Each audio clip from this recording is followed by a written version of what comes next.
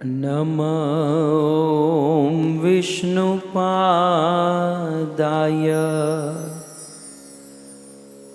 कृष्णप्रेष्ठाय भूतले श्रीमते भक्ति वेदांत स्वामी इति नामिने। नमस्ते सारस्वते देवे गौरवाणी प्रचारिणे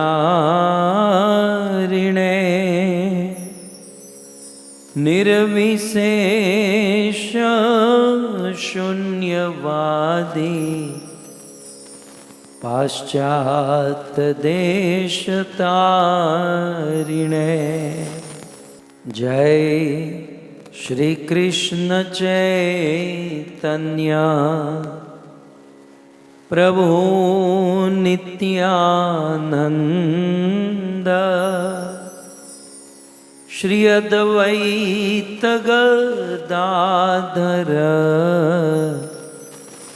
श्रीवासादि श्री गौर भक्तवृंद। हरे कृष्णा कृष्णा कृष्णा हरे हरे, हरे राम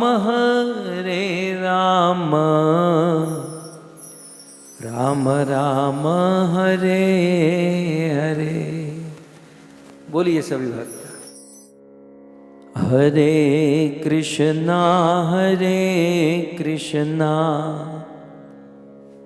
कृष्णा कृष्णा हरे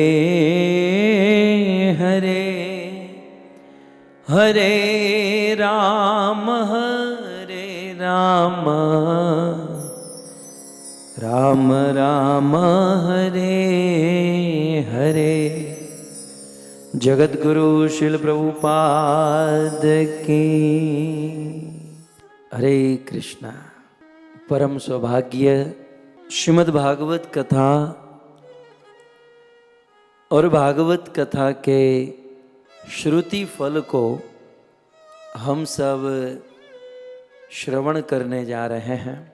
वैसे तो श्रीमद् भागवत का मूल फल क्या है हम सब ने श्रवण किया। श्री सुखदेव गोस्वामी प्रकट हुए, श्रीमद् भागवत को आत्मसात करके जगत में विचरण करने लगे और विचरण करते करते करते भागीरथी गंगा के तट पर पहुंचे, जहां पर श्री सुखदेव गोस्वामी का मिलन महाराज परीक्षित के साथ हुआ। श्री सूत जी वर्णन करते हैं,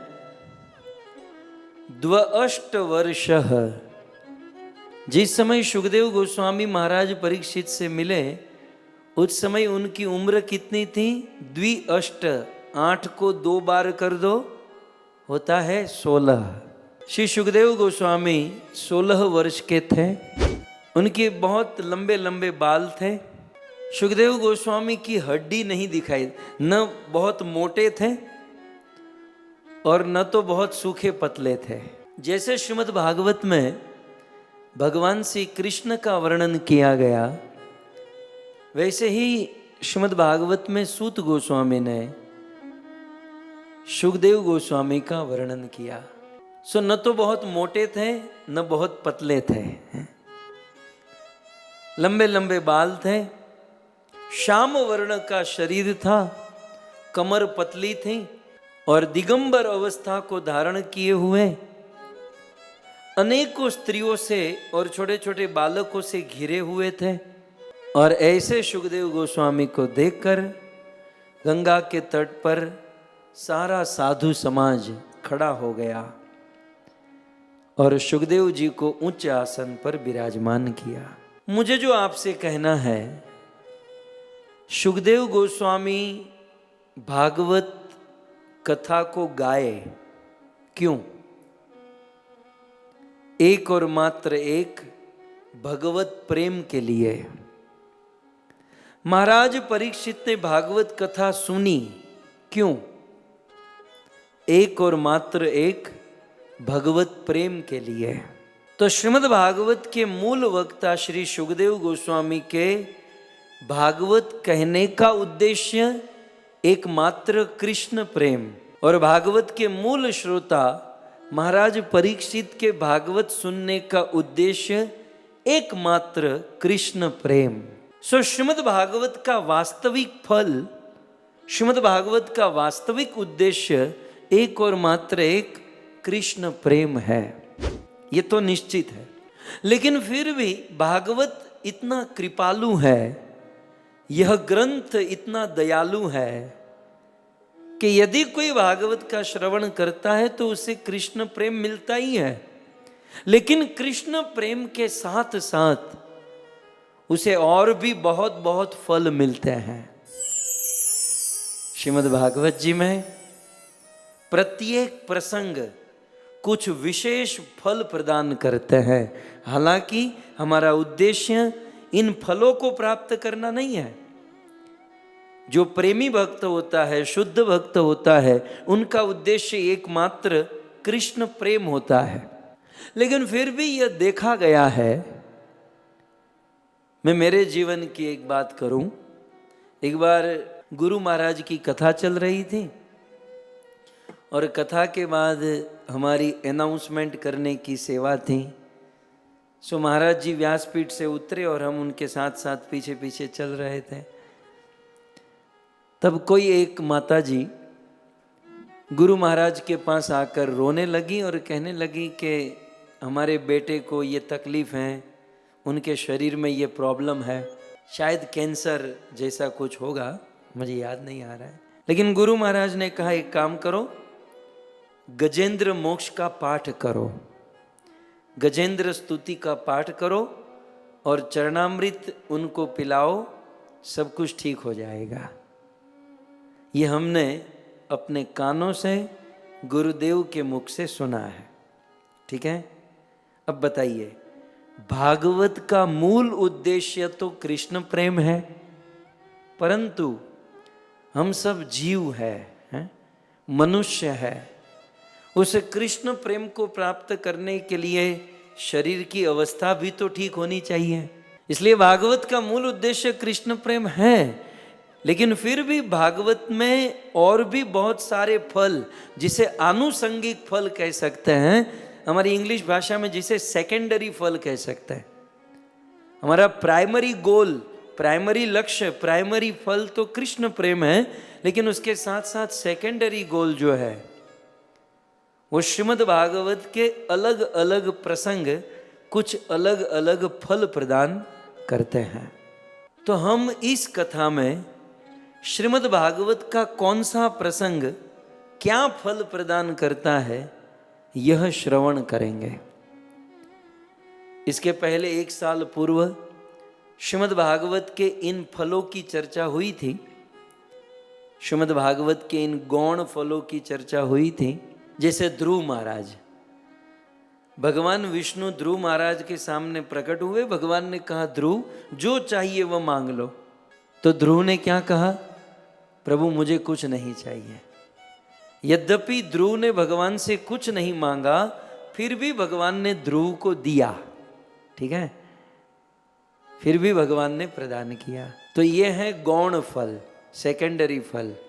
ध्रुव को 36,000 वर्ष का राज्य दिया, ध्रुव को सदेह बिना मरे भगवत प्राप्ति का वरदान प्रदान किया। तो श्रीमद् भागवत जी का मूल फल कृष्ण प्रेम है, लेकिन भागवत का जो गौण फल है, अलग अलग प्रसंग के अलग अलग फल है। अब जरूरी नहीं ना कि सब लोग कृष्ण प्रेम के लिए भागवत सुनते हैं। आप सब तो भाई कृष्ण प्रेम के लिए ही भागवत सुनते हैं, लेकिन मेरे जैसे पामर जीव कुछ अन्य कामना यदि मन में हो, तब भी ये भागवत सर्वोत्तम माना गया है। जब श्रीमद् भागवत के फल की चर्चा करते हैं तो जो बहुत प्योर डिवोटी होते हैं ना, प्योर समझ, बहुत प्योर, जो केवल हम लोगों का उद्धार करने के लिए ही यहाँ घूम रहे हैं, ऐसे प्योर डिवोटी कहते हैं कि ये भागवत फल की चर्चा करने की क्या जरूरत है। भागवत तो बस कृष्ण प्रेम के लिए होना चाहिए, कृष्ण प्रेम के लिए होना चाहिए।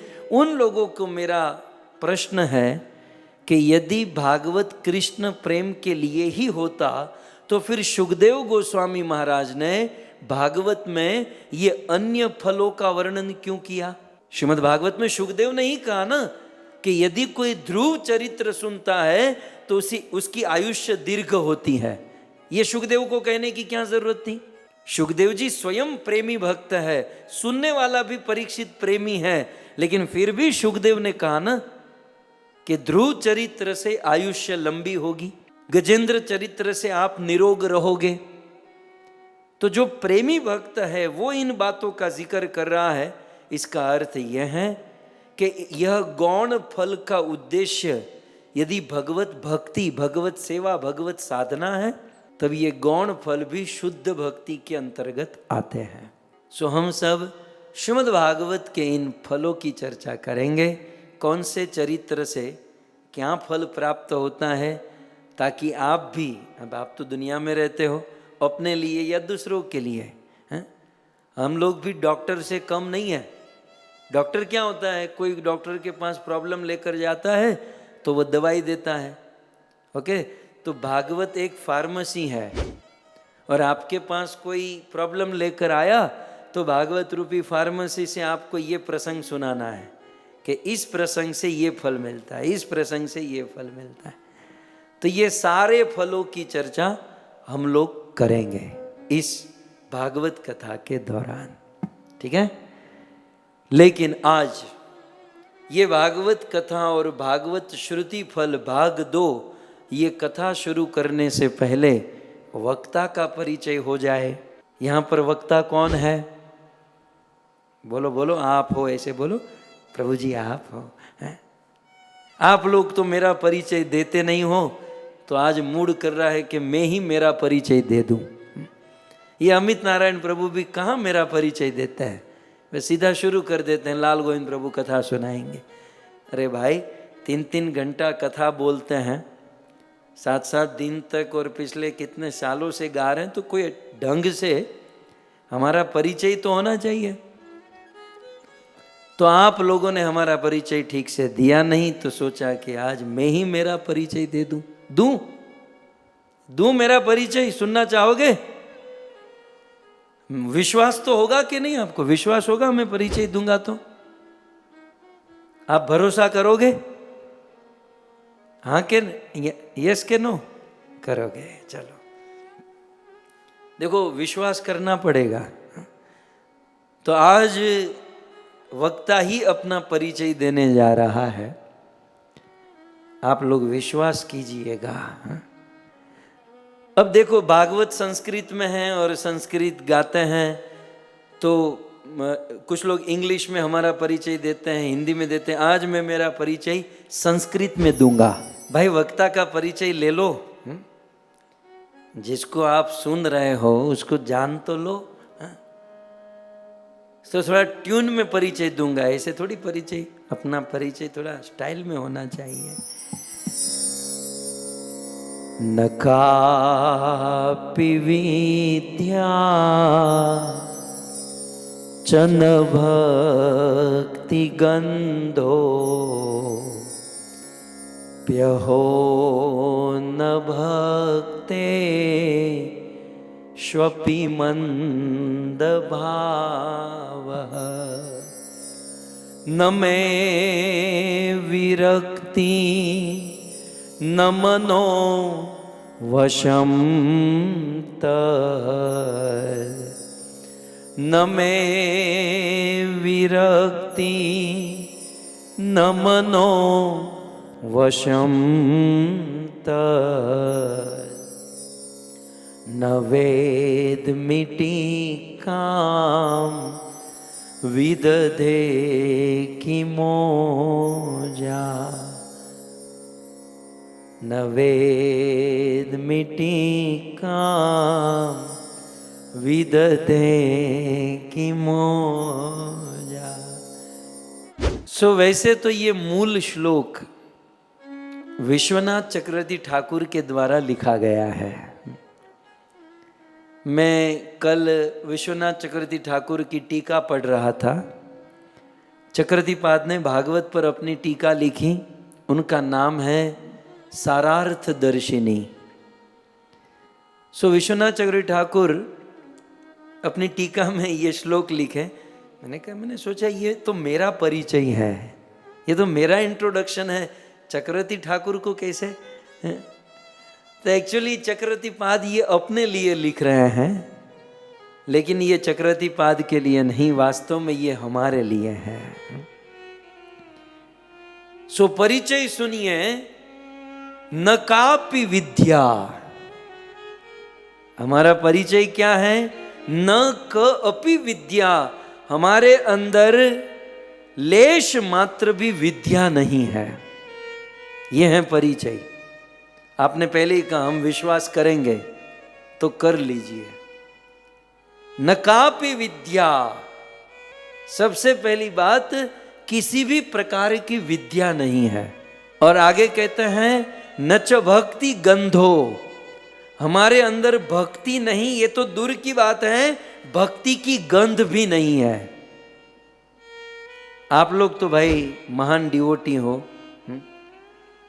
कुछ लोग डिवोटी हैं, कुछ लोग सीनियर डिवोटी हैं, लेकिन जहां हमारे परिचय की बात है, न कापि विद्या चन भक्ति गंधो, न हमारे अंदर किसी भी प्रकार की विद्या है। चाहे भौतिक विद्या, भौतिक तो आप जानते हो 10वीं फेल, 36% से पास हुआ, वो पास थोड़ी माना जाता है। न कापि विद्या, न विद्या है, न च भक्ति गंधो, भक्ति छोड़ो, भक्ति की गंध भी नहीं है। अपि अहो न भक्तेषुपि मंद भाव, और भक्तों की संगति भी नहीं है। आप लोग तो भारत में रहते हो और कितने कितने भक्तों को मिलते हो, डिवोटी एसोसिएशन करते हो। यहां हम जिस स्थान पर रहते हैं वहां भक्तों की संगति भी नहीं, कोई ऐसे महान शुद्ध भक्त भी नहीं। और कदाचित भक्त कृपा करके अपना संग हमको प्रदान करे तो हमारे अंदर क्या है? मंद भाव, उस भक्त के प्रति मंद भाव, आदर भाव नहीं रहता, वो मंद भाव हो जाता है। समझ रहे हैं? मिल रहा है हमारा परिचय, समझ में आ रहा है? न कापि विद्या, न हमारे अंदर विद्या है, न भक्ति गंधो, न भक्ति की गंध है, न भक्तेषु, न भक्तों का एसोसिएशन है, मंद भाव। और भक्तों का एसोसिएशन मिल गया तो उसमें दोष देखने के अलावा कुछ नहीं करते। इसके अंदर ये खामी है, इसके अंदर ये कमी है, मंद भाव, भक्तों में भी बड़ा मंद भाव है। और फिर दूसरी लाइन में न में विरक्ति, हमारे अंदर कोई विरक्ति नहीं है। विरक्ति होती तो इतना इस्त्री टाइट कपड़ा थोड़ी पहना होता, कुर्ता फाड़ के बैठे होते। न विरक्ति है। सुखदेव गोस्वामी कितने विरक्त हैं, हमारे अन्य भक्त डिवोटी कितने बड़े विरक्त होते हैं, जो देह की कोई सुध बुध नहीं होती। कुछ लोगों को लगता होगा हाँ इनका मन बहुत वश में होगा, मतलब माने ये अपने, चलो बाहर से कपड़े इस्त्री टाइट पहनते, लेकिन अंदर से पहुंचे हुए महात्मा होंगे। लेकिन अंदर की बात करूं, न में विरक्ति न मनोवशम तत्, हमारा मन भी हमारे वश में नहीं है। ये सत्य आप लोग विश्वास कर रहे हैं कि नहीं? आप लोग मानते हो कि नहीं? पहले ही कहा कि हम मानेंगे, अब आप घूम मत जाओ, फिर मत जाओ। पहले कहा आपने भाई हम आप पर विश्वास करेंगे, माने, तो अब आप विश्वास करो। ये मैं लिखकर आपको बता रहा हूं। न कापि विद्या न च भक्ति गंधो, न भक्तेषु संगो, न भक्तों का संग है। और यदि भक्तों का संग हो गया तो भक्त मंद भाव, तो भक्तों में मंद भाव रहता है। न में विरक्ति, हमारे अंदर किसी भी प्रकार की विरक्ति नहीं है। न मनोवशम तत्, और हमारा मन भी हमारे कंट्रोल में नहीं है। तो आप लोगों में से, आपका तो अहोभाव है ना, आप लोग कहोगे कोई बात नहीं, ये सब आपके अंदर नहीं है, मान लिया। लेकिन आप ग्रंथ तो पढ़ते हो, शास्त्र तो पढ़ते हो, हमको शास्त्र तो बताते हो, तो फिर न तत् वेदमी टीका, न तो हमको शास्त्र ठीक से समझ में आता है, न वेदमी टीका, टीका माने कमेंट्री, न तो ये आचार्यों की बात हमको समझ में आती है, पल्ले पड़ती है। तो विदधे की मोजा, तो फिर अब हमारे अंदर ये भगवत कथा बोलने का, ये कथा करने का बल कहाँ से हो सकता है? ठीक है, ये है हमारा ओरिजिनल परिचय। कहीं भी किसी को भी हमारा परिचय देना हो तो ये दे देना, न कापि विद्या च न भक्ति गंधो अपि अहो न भक्तेष्वपि मंद भावः न मे विरक्ति न मनो वशम तत् न वेदमी टीका विदधे की मोजा। अब देखिए कुछ नहीं है इसमें से, फिर भी आपने मुझे यहाँ पर बिठाया है और इतने सारे भक्त इस कथा को सुनने के लिए आए हैं। अब एक बात हो सकती है, यदि आप लोग आशीर्वाद दो, आप यदि कृपा करो, आशीर्वाद दो, हमारे लिए भगवान से प्रार्थना करो, तो ये गाड़ी आगे बढ़ सकती है, तो ये कुछ आगे काम हो सकता है, अन्यथा कुछ नहीं हो सकता। इसलिए आप सभी भक्तों के चरणों में ये दास निवेदन करता है। कभी कभार व्यास मंच पर बैठने के कारण, ऊंचे आसन पर बैठने के कारण हमारा भाव, हमारा मूड, या आपको ऐसा प्रतीत हो सकता है कि ये बहुत ज्ञानी है, बहुत विद्वान है, बहुत पंडित है, लेकिन दिल से कहते हैं ये मेरे नाभि से निकले हुए शब्द है, न विद्या है, न भक्ति की गंध है, न भक्तों का संग है। भक्तों का संग होता है, हाँ, मुझ पर बहुत सारे भक्त कृपा करते हैं, लेकिन उसमें भी मंद भाव हो जाता है। न में विरक्ति, किसी भी प्रकार का वैराग्य नहीं है, न मनोवशम, न मन हमारा वश में है, न हृदय में भाव है, न वेद में टीका, शास्त्र पढ़ते तो है लेकिन आचार्यों की बात न समझ में आती है, पल्ले पड़ती है। विदधे की मोजा, तो ये कैसे काम हो सकता है, कैसे हम ये कार्य कर सकते हैं? बस आप लोगों के आशीर्वाद, आप लोगों की कृपा से ही कार्य हो सकता है। इसलिए जब धेनुमती नदी के तट पर श्री सूत गोस्वामी व्यासपीठ पर बैठे, तब 88,000 ऋषि मुनि श्रोताओं ने सूत गोस्वामी को आशीर्वाद दिया। आप ऐसा मत समझिए कि वक्ता श्रोता को आशीर्वाद देता है। एक्चुअल देखा जाए तो श्रोता जो है वो वक्ता को आशीर्वाद देता है। भाई जुग जुग जियो, आपके अंदर भगवत प्रेम प्रकट हो, भक्ति प्रकट हो, है? तो धेनुमती के तट पर 88,000 ऋषि मुनियों ने सूत जी को आशीर्वाद दिया। तत्र तत्र अंजसायुष्मन, आपकी दीर्घ आयु हो, आप निरोग रहो, प्रेमी रहो, भक्ति रहो, हैं? सो आपके आशीर्वाद से, आपकी कृपा की कामना से, एकमात्र आप सब भक्तों के करुणा की कामना से हम यहाँ पर भागवत पर कुछ बोलने का साहस कर रहे हैं। बाकी ऐसा कुछ नहीं है कि हमारे अंदर ज्ञान, विद्वत्ता, पंडिताई है। तो इस प्रकार से यह श्लोक विश्वनाथ चक्रवर्ती ठाकुर अपनी सारार्थ दर्शनी टीका में वो अपने लिए लिखते हैं, लेकिन ये चक्रवर्ती पाद के लिए नहीं, ये मेरे जैसे भक्तों के लिए हैं, ये हम जैसे भक्तों का परिचय है। सो आप कृपा कीजिए, आशीर्वाद दीजिए। सो आइए भागवत श्रुति फल की कथा प्रारंभ करते हैं। जय जय श्री राधा रमण, जय जय नवल किशोर,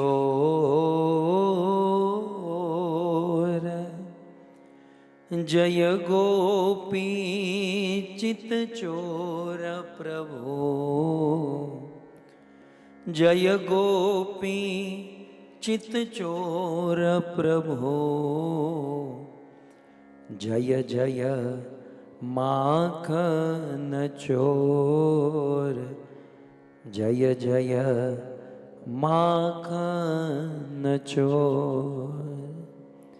श्री कृष्णचंद्र भगवान की, जगत गुरु श्री प्रभुपाद की।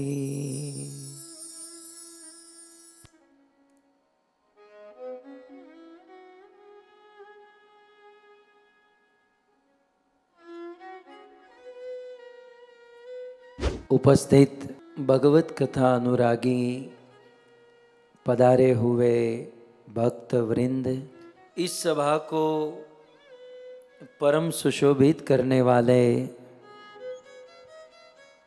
श्रीमद् भागवत कथा के परम रसिक वरिष्ठ भक्तगण, दूर दूर से, देश विदेश से, गोविंद टीवी, फेसबुक, यूट्यूब आदि के माध्यम से इस कथा का श्रवण करने वाले समस्त श्रोतागण एवं बड़े भाव और प्रेम से भगवत प्रेम प्राप्त करने हेतु ये सुंदर भागवत कथा का आयोजन करने वाले अमेरिका निवासी, जॉर्जिया एटलांटा निवासी श्री साधु मार्ग प्रभु पद्मा माता जी, भावना माता जी, मिनेश भाई और इनके पितृ जेनिटी लीज, मनीला जी, मधुबैन और समस्त बाल गोपाल, बीजल, जिज्ञा, जस्टिन, लिली, ओम, माधव, आप सभी भक्तों का हार्दिक स्वागत एवं आप सबके चरणों में हमारा प्रणाम। राधे श्याम। श्रीमद् भागवत श्रुति फल भाग 2। अब जब भाग 2 है तो स्वाभाविक प्रश्न होगा, भाग 1 में क्या हुआ होगा, है? तो ये आप लोगों को तो याद होगा ही नहीं, क्योंकि वो जॉब आपने मुझे देकर रखा है? क्योंकि मैं यदि कहूँगा ना आपको याद है तो इनमें से 2-5 बोलेंगे, वो हमारा धंधा थोड़ी है, हम तो कुछ और करते हैं। ये याद रखना, बोलना, लिखना सब आपका काम। भागवत श्रुति फल भाग 2, जैसे मैंने कहा भागवत का मूल फल तो कृष्ण प्रेम है, लेकिन उनका आनुषंगिक फल श्री सुखदेव जी ने, सूत जी ने, मैत्रेय मुनि ने श्रीमद् भागवत में ही वर्णन किया है और बिल्कुल भागवत के श्लोकों में ये वर्णन किया है।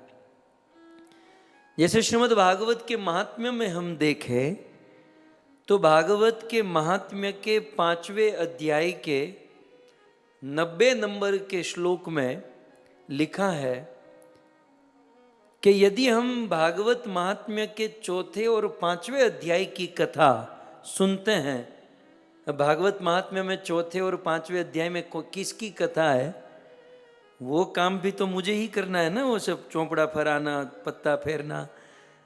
तो जो भागवत महात्म्य के 4थे और 5वें अध्याय में आत्मदेव ब्राह्मण की कथा है।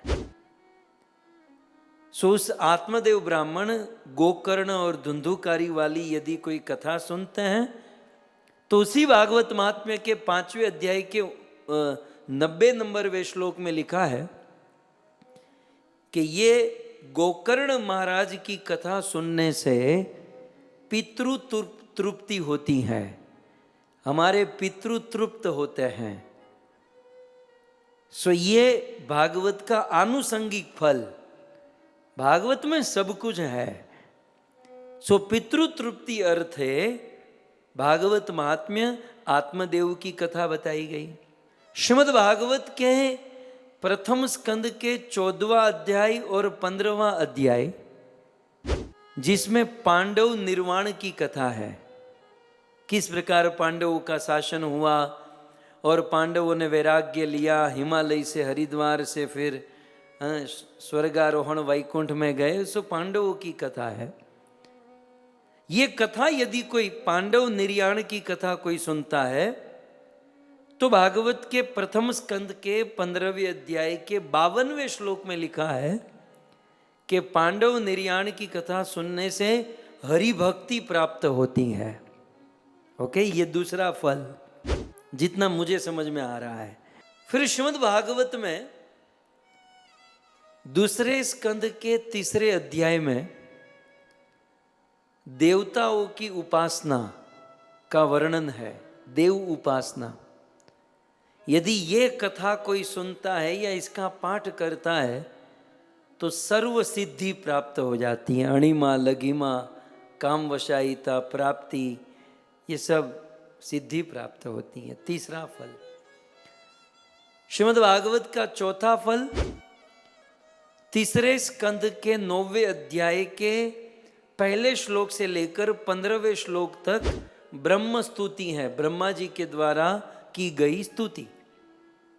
यदि ये कथा कोई सुनता है तो 3.9.40 3रे स्कंद के 9वें अध्याय के 40वें श्लोक में श्रुति फल लिखा है कि ये ब्रह्म स्तुति कोई करता है तो उसे भगवान प्रसन्न हो जाते हैं। तो भगवत प्रसन्नता के लिए ब्रह्म स्तुति, सर्व सिद्धि के लिए देवोपासना, हरि भक्ति के लिए पांडव निर्याण की कथा और पितृ तृप्ति के लिए आत्मदेव ब्राह्मण की कथा है ना। भागवत फार्मेसी है और जिसका जो प्रॉब्लम है उसकी इलाज यहाँ पर हो रहा है। वैसे भागवत के प्रत्येक सब्जेक्ट, भागवत की प्रत्येक कथा सब कुछ देती है, लेकिन फिर भी तारतम्य की दृष्टि से कुछ विशेषता जो भागवत में ही बताई गई है, सुखदेव गोस्वामी सूत जी ने ही बताई। अच्छा, कुछ लोग ज्यादा जीना चाहते हैं। कितने लोग ज्यादा जीना चाहते हैं इनमें से? कोई नहीं। मरना चाहते हो? मैं तो भाई ज्यादा जीना चाहता हूं। भगवान करे तो 1000 साल तो जीना ही है। कितना अच्छा जमाना है यार, है? क्या टेक्नोलॉजी, क्या विज्ञान, कितनी प्रगति है? जीने लायक ये दुनिया है। खामखा कुछ लोग भगवान को दोष देते हैं, दुनिया बनाने वाले क्या तेरे मन में समाए। जो दुखी होकर जीते हैं, संसार जीने लायक है, भजन करने लायक है। सो यदि किसी को आयुष्य चाहिए, मतलब अपनी उम्र लंबी करनी है, तो भगवान के द्वारा हिरण्याक्ष वध, हिरण्याक्ष का जो वध हुआ, ये कथा भागवत के 3रे स्कंद के 13वें अध्याय से लेकर 19वें अध्याय में है। सो हिरण्याक्ष वध की कथा सुनने से दीर्घ आयुष्य की प्राप्ति होती है।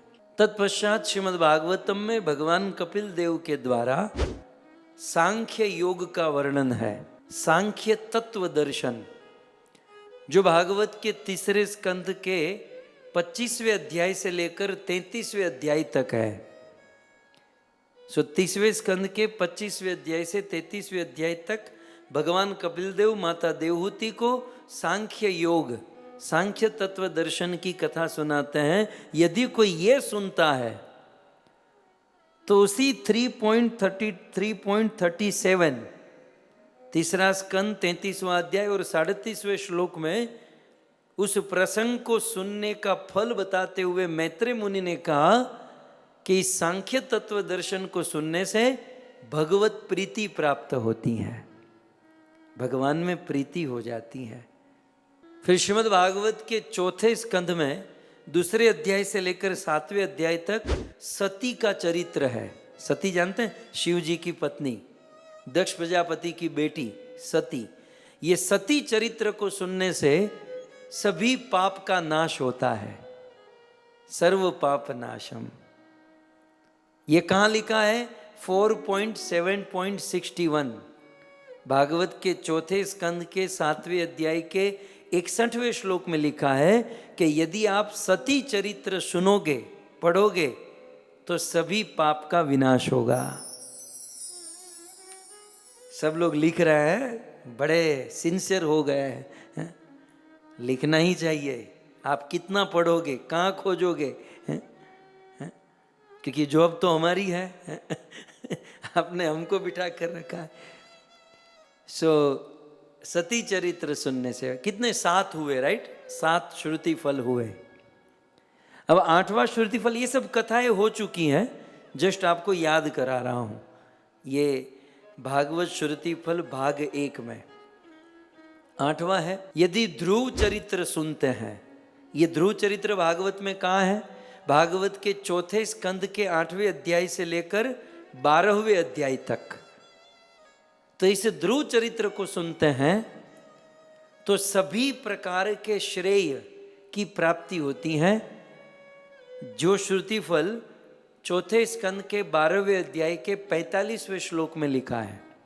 ध्रुव चरित्र सुनने का फल क्या है? सर्व श्रेय, सभी प्रकार के श्रेय, कल्याण, मंगल की प्राप्ति ध्रुव चरित्र से होती है। श्रीमद् भागवत का 9वां श्रुति फल है। भागवत जी में ध्रुव महाराज के वंश में पृथु महाराज का जन्म हुआ। पृथु चरित्र भागवत के चौथे स्कंद के 15वें अध्याय से लेकर 23वें अध्याय में है। तो यह पृथु चरित्र सुनने से भगवत प्रेम की प्राप्ति होती है। आप कहोगे कहाँ लिखा है? चौथा स्कंद 23वां अध्याय और 39 नंबर के श्लोक में लिखा है कि पृथु चरित्र सुनोगे भगवत प्रेम प्राप्त होगा। फिर 10वां श्रुति फल, हम लोग अनेक प्रकार के कर्म बंधन में बंधे हुए हैं और शायद इसीलिए अच्छे अच्छे काम करते हैं और फिर भी हमारी बदनामी होती है। इसमें लोगों का कोई दोष नहीं है, हमारे कर्मों का दोष है। कहीं ना कहीं गड़बड़ की होगी जो आज हमारे जीवन में हमारे सामने आई है, तो इसे प्रेम से स्वीकार करना चाहिए। लेकिन फिर भी ये कर्मों के बंधन से यदि हम परेशान हैं, सो कर्म बंधन का विनाश करने के लिए श्रीमद् भागवत जी में रुद्र गीत की कथा सुननी चाहिए। रुद्र गीत, रुद्र गीत माने श्रीमद् भागवत में शिव जी के द्वारा एक गीत गाया गया, रुद्र गीत। कहाँ पर है भागवत में? चौथे स्कंद में 24वें अध्याय से लेकर 33वें अध्याय तक। आप तो बहुत विद्वान, ये किसी को बता दिया जाकर तो कोई सोचेगा ये तो पूरा भागवत घोलकर पी चुका है। तो चौथे स्कंद में 24वें अध्याय से 33वें अध्याय तक रुद्र गीत का वर्णन है। यदि ये सुनते हैं तो सभी प्रकार के कर्म बंधन का विनाश होता है। अच्छा, ये कहाँ लिखा है? 4.24.78 इस श्लोक में लिखा है कि रुद्र गीत का श्रुति फल क्या महिमा है। ओके, 10 हो गया। अब 11वां अंतिम लास्ट कथा में भाग 1 में ये 11 श्रुति फल हुए थे। श्रीमद् भागवत में एक बहुत सुंदर आख्यान है। आख्यान जानते हैं? आख्यान, हमारे वहां आख्यान होता है। आख्यान माने हमारी भाषा में कहेंगे एग्जाम्पल, क्या कहेंगे? परितोक, है ना? भागवत में एक बहुत सुंदर आख्यान है और वो है पुरंजन आख्यान, पुरंजन चरित्र। ये पुरंजन चरित्र भागवत के चौथे स्कंद में 25वें अध्याय से लेकर 29वें अध्याय तक है। इस पुरंजन उपाख्यान की कथा यदि कोई सुनता है तो जीवन मुक्ति हो जाती है। जीवन मुक्ति प्राप्त करने के लिए पुरंजन चरित्र। अच्छा, ये कहाँ लिखा है? 4.29.83।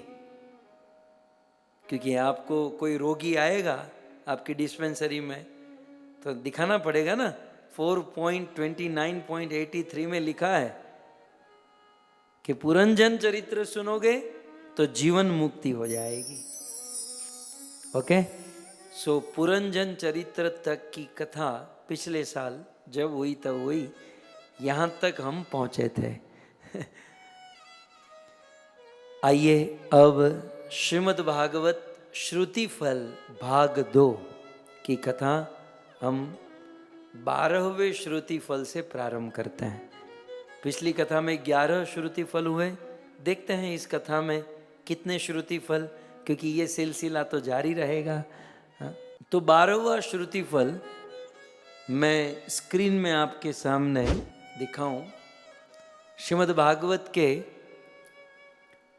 चौथे स्कंद के 31वें अध्याय का 31वां श्लोक है ये। 4.31.31 आप भी अपने भागवत में ये देख सकते हैं। ये श्लोक कौन बोल रहा है? शुकदेव गोस्वामी।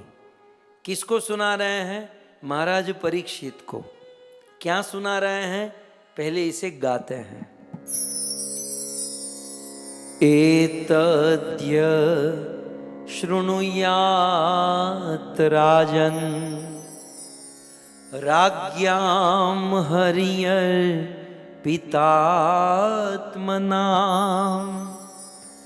एतद्य शृणुयाद राजन् राज्ञां हरिर्पितात्मनाम्।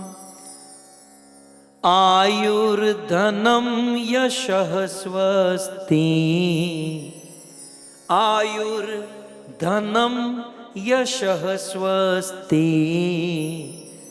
गतिर ऐश्वर्यमाप्नुयात्। गतिर ऐश्वर्यमाप्नुयात्। अब बताओ, मैंने जैसे पहले ही कहा, ये शुकदेव गोस्वामी परीक्षित को सुना रहे हैं। 2-3 पॉइंट तो आपको भी समझ में आता होगा। आयु, धन, यश। क्या परीक्षित को धन चाहिए था? परीक्षित ये कह रहा था धंधा बहुत मंदा चल रहा है, शुकदेव जी थोड़ा धंधा हो जाए, पैसे वैसे मिल जाए, सुनाओ। नहीं, लेकिन फिर भी शुकदेव जी ने सुनाया, क्योंकि ये इंपॉर्टेंट है, ये जरूरी है। यदि जरूरी न होता तो शुकदेव सुनाते ही नहीं, ये श्लोक भागवत में लिखा ही नहीं होता। क्योंकि भागवत सभी लोगों के लिए है। भागवत सार्वभौम ग्रंथ है। हमारे सनातन धर्म की यही तो विशेषता है कि हमारा सनातन धर्म सभी प्रकार के लोगों के लिए है। ठीक है, भले आप कृष्ण प्रेम चाहते हो, कोई बात नहीं, आप भागवत सुनो कृष्ण प्रेम के लिए। लेकिन मेरे जैसा आदमी कृष्ण प्रेम तक पहुंचने के लिए आयुष्य चाहिए, निरोगता चाहिए, धन भी तो चाहिए। धन न होता तो ये इंटरनेट, ये वाईफाई, ये कैसे हम लोग आमने सामने आते, है ना। सो इसे ठुकराया नहीं जा सकता। कहीं ना कहीं ये सब की आवश्यकता है। कुछ लोग स्वीकार करते हैं, कुछ लोग नहीं करते हैं। सो ये बहुत सुंदर श्रीमद् भागवत के चौथे अध्याय के चौथे स्कंद के 31वें अध्याय का 31वां श्लोक है। इसकी थोड़ी व्याख्या हम समझे। एतद्य, श्री सुखदेव गोस्वामी कहते हैं एतद, हे परीक्षित, एतत् माने यह चरित्र। यह चरित्र कौन सा चरित्र, कैसा चरित्र? बोले एतद, यह चरित्र शृणुयात, परीक्षित सुनो। क्योंकि ये चरित्र शृणुयात, सुनने से, देखो इस दुनिया में आप कोई वस्तु सुनते हो ना, जैसे मोटिवेशन, कभी कभी हम मोटिवेशनल स्पीकर की बातें सुनते हैं तो वो सुनने के बाद कुछ करना पड़ता है, राइट। वो कहते हैं ये करोगे तो ये मिलेगा, ये करोगे तो, लेकिन करना तो पड़ेगा। उसे केवल मोटिवेशन मिला, वो सुनने के बाद कुछ एक्ट करना होगा। लेकिन धन्य है, भागवत ऐसी चीज है जो सुनने के बाद कुछ करने की जरूरत नहीं। मुझे बताइए, परीक्षित ने भागवत सुना, उसके बाद कुछ किया? बताइए, परीक्षित को भागवत सुनने के बाद कुछ करना पड़ा? भागवत सुनकर ही वैकुंठ गए। अन्य अन्य कार्य ऐसे हैं जहां सुनने के बाद कुछ करना पड़ता है। इवन भगवत गीता सुनने के बाद भी कुछ करना पड़ेगा। ओके, गीता का अंत कृष्ण ने क्या किया? सर्वधर्मान परित्यज्य माम एकम शरणम व्रज। ये भगवत गीता का सार क्या है? सभी धर्मों को छोड़ो, मेरी शरण में आओ। ये सब करना बाकी है। गीता सुनने के बाद भी कुछ करना है, लेकिन भागवत सुनने के बाद कुछ करना नहीं है, क्योंकि भागवत सुनना ही अपने आप में शुद्ध भक्ति है। ये भागवत अपने आप में ही सबसे बड़ा साधन है, सबसे बड़ी सेवा है, सबसे बड़ी भक्ति है। सो एतत्, ये चरित्र श्लोक में देख सकते हैं। यह एतद्य, ये चरित्र शृणुयात, सुनो, केवल सुनो। सुनने के बाद कुछ करने की करो तो अच्छी बात है भाई, ये राजाओं की तरह जीवो तो बहुत अच्छी बात है, लेकिन यहाँ तो सुनने से ही काफी है। एतत् शृणुयात राजन, संबोधन देते हैं राजन, हे परीक्षित, एतत् शृणुयात, ये चरित्र सुनो। अच्छा, कौन सा चरित्र सुनो? हमें कैसा चरित्र सुनना चाहिए? देखिए, हमें यदि सुनना हो ना, तो कैसा चरित्र सुनना चाहिए? दूसरी लाइन में लिखा है, राज्ञाम, ऐसे लोगों का चरित्र, कहते हैं ही अर्पित आत्मनाम, जिसने अपनी आत्मा अर्पित कर दी है। किसको? हरि। हरि अर्पित, संधि विच्छेद करना होगा। दूसरी लाइन में लिखे ना, राज्ञाम हरिय अर्पित, माने हरि अर्पित, जिसने हरि को अर्पित कर दी है अपनी आत्मा। ऐसे लोगों के चरित्र को सुनना चाहिए। हमारी प्रॉब्लम क्या है? हम कैसे चरित्र को सुनते हैं? जिसने अपनी आत्मा किसी कामियों को अर्पित कर दी है, किसी हीरो हीरोइन को अर्पित कर दी है, किसी क्रिकेटर को अर्पित कर दी है, किसी नायक नायिका को। ये दुनिया का कचरा है। हमारा कल्याण क्या सुनने से होगा? उस व्यक्ति का चरित्र जिस व्यक्ति ने अपनी आत्मा हरि को अर्पण कर दी है। अच्छा, आत्मा हरि को अर्पण कर देना, इसका अर्थ क्या है? तो वीर राघव आचार्य अपनी टीका में लिखते हैं कि हे राजन, हरि अर्पित आत्मा, इसका अर्थ क्या है? मनो येषाम तेषाम। हमारे संस्कृत साहित्य में आत्मा के बहुत अर्थ होते हैं। आत्मा का अर्थ कभी कभी बुद्धि भी होता है, कभी कभी आत्मा का अर्थ शरीर भी होता है, कभी कभी आत्मा का अर्थ प्राण भी होता है, लेकिन यहां पर आत्मा का अर्थ है मन। येषाम तेषाम, जिसने हरि को अपना मन अर्पण कर दिया है, उस व्यक्ति का चरित्र सुनने से हमारा कल्याण होता है। ओके, तो जब भी आप किसी की बात सुनो, दो कान दिए हैं, सुनना तो है, तो जब भी हम कोई कथा सुने, किसी के बारे में सुने, तो हमें ये चेक करना होगा कि हम जिसके विषय में सुन रहे हैं उसने अपना मन हरि को दिया है, उसका मन हरि में लगा है। यदि उसकी बातें, उसकी कथा सुनेंगे तब तो जीवन धन्य हो जाएगा। और ऐसे लोगों को छोड़कर अन्य किसी की भी कथा सुनेंगे, जीवन में अनेकों प्रकार की प्रॉब्लम, काम, वासना, लोभ, इच्छा, सब कुछ प्रदान होगा। अब देखो, मैं एग्जाम्पल दूं। अब यहाँ तो हरि अर्पित आत्मा माने मन, हरि को जिसने अपना मन अर्पित। अब जिसने अपना मन बिजनेस को अर्पण कर दिया है, ओके, मतलब जिसका मन बिजनेस में लगता है, और मन बिजनेस में लगता है, बहुत पैसे कमाता है, ऐसा करता है वैसा करता है, उसकी कथा सुनोगे तो मन में क्या होगा, यार हम भी धंधा करेंगे, हम भी बिजनेस करेंगे, हम बस अब ये सब कुछ छोड़ो, अब आगे बढ़ना है, अब बस बिजनेस करना है, प्रॉफिट कमाना है, ये धंधा वो धंधा, उसी में लग जाएंगे।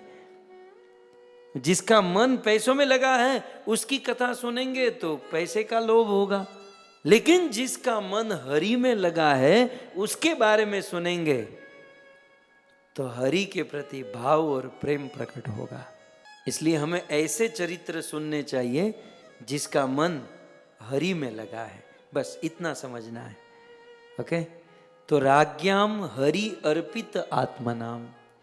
मनु परीक्षित पूछे, भाई किसका मन हरि में लगा है वो भी बता दीजिए। तो वीर राघव आचार्य टीका में दूसरी लाइन में लिखते हैं, राज्ञाम, वो राज्ञा का अर्थ, राजा का अर्थ है स्वयं भुव मनु आदि एतत् चरित्रम यह शृणुयात। माने स्वयंभू मनु से लेकर जितने भी चरित्र बताए गए उन सारे चरित्र को सुनने से ये नीचे बताए गए फल की प्राप्ति होगी। अब स्वयंभू मनु से कितने चरित्र की कथा हुई, कितने चरित्र की बात हुई। स्वयंभू मनु माने, स्वयंभू माने ब्रह्मा जी से प्रकट होने वाले जो मनु महाराज है। अब मनु तो बहुत सारे हुए ना, उसमें स्वयंभू मनु माने ब्रह्मा जी से जो प्रकट हुए। तो मनु और शत्रुपा, फिर मनु महाराज के पुत्र हुए उत्तानपाद और प्रियव्रत, और फिर राजा उत्तानपाद की परंपरा में जितने ध्रुव इत्यादि चरित्र हुए, ये सब चरित्र की बात यहाँ पर हो रही है। ओके, एग्जैक्टली आप, ये तो बहुत सारे राजा महाराजों की बात हुई, मनु महाराज से लेकर तो बहुत सारे राजा महाराजा हुए। आप एग्जैक्टली बताओ तो वीर राघव आचार्य आगे लिखते हैं, भाई एग्जैक्टली मैं ये कहना चाहता हूँ, एतद शृणुयात राजन, हे राजन तुम ये चरित्र सुनने से, कौन सा चरित्र, तो नीचे कहते हैं, अब ये एग्जैक्टली कह रहे हैं, विदुर मैत्रेय संवाद। महात्मा विदुर और मैत्रेय मुनि का जो संवाद है, ये विदुर और मैत्रेय संवाद श्रवण फलम आह एतद इति। मतलब ये जो फल बताया जा रहा है, मतलब आगे बताया जाएगा, अब ये विदुर और मैत्रेय जी के संवाद का फल है। ओके, तो महात्मा विदुर और मैत्रेय ऋषि के बीच में जो संवाद हुआ, उन संवाद का फल क्या है, तो ये मूल श्लोक के तीसरी लाइन में आप देख सकते हैं। सबसे पहले है आयु। विदुर मैत्रेय संवाद की कथा सुनने से आयुष्य बढ़ती है?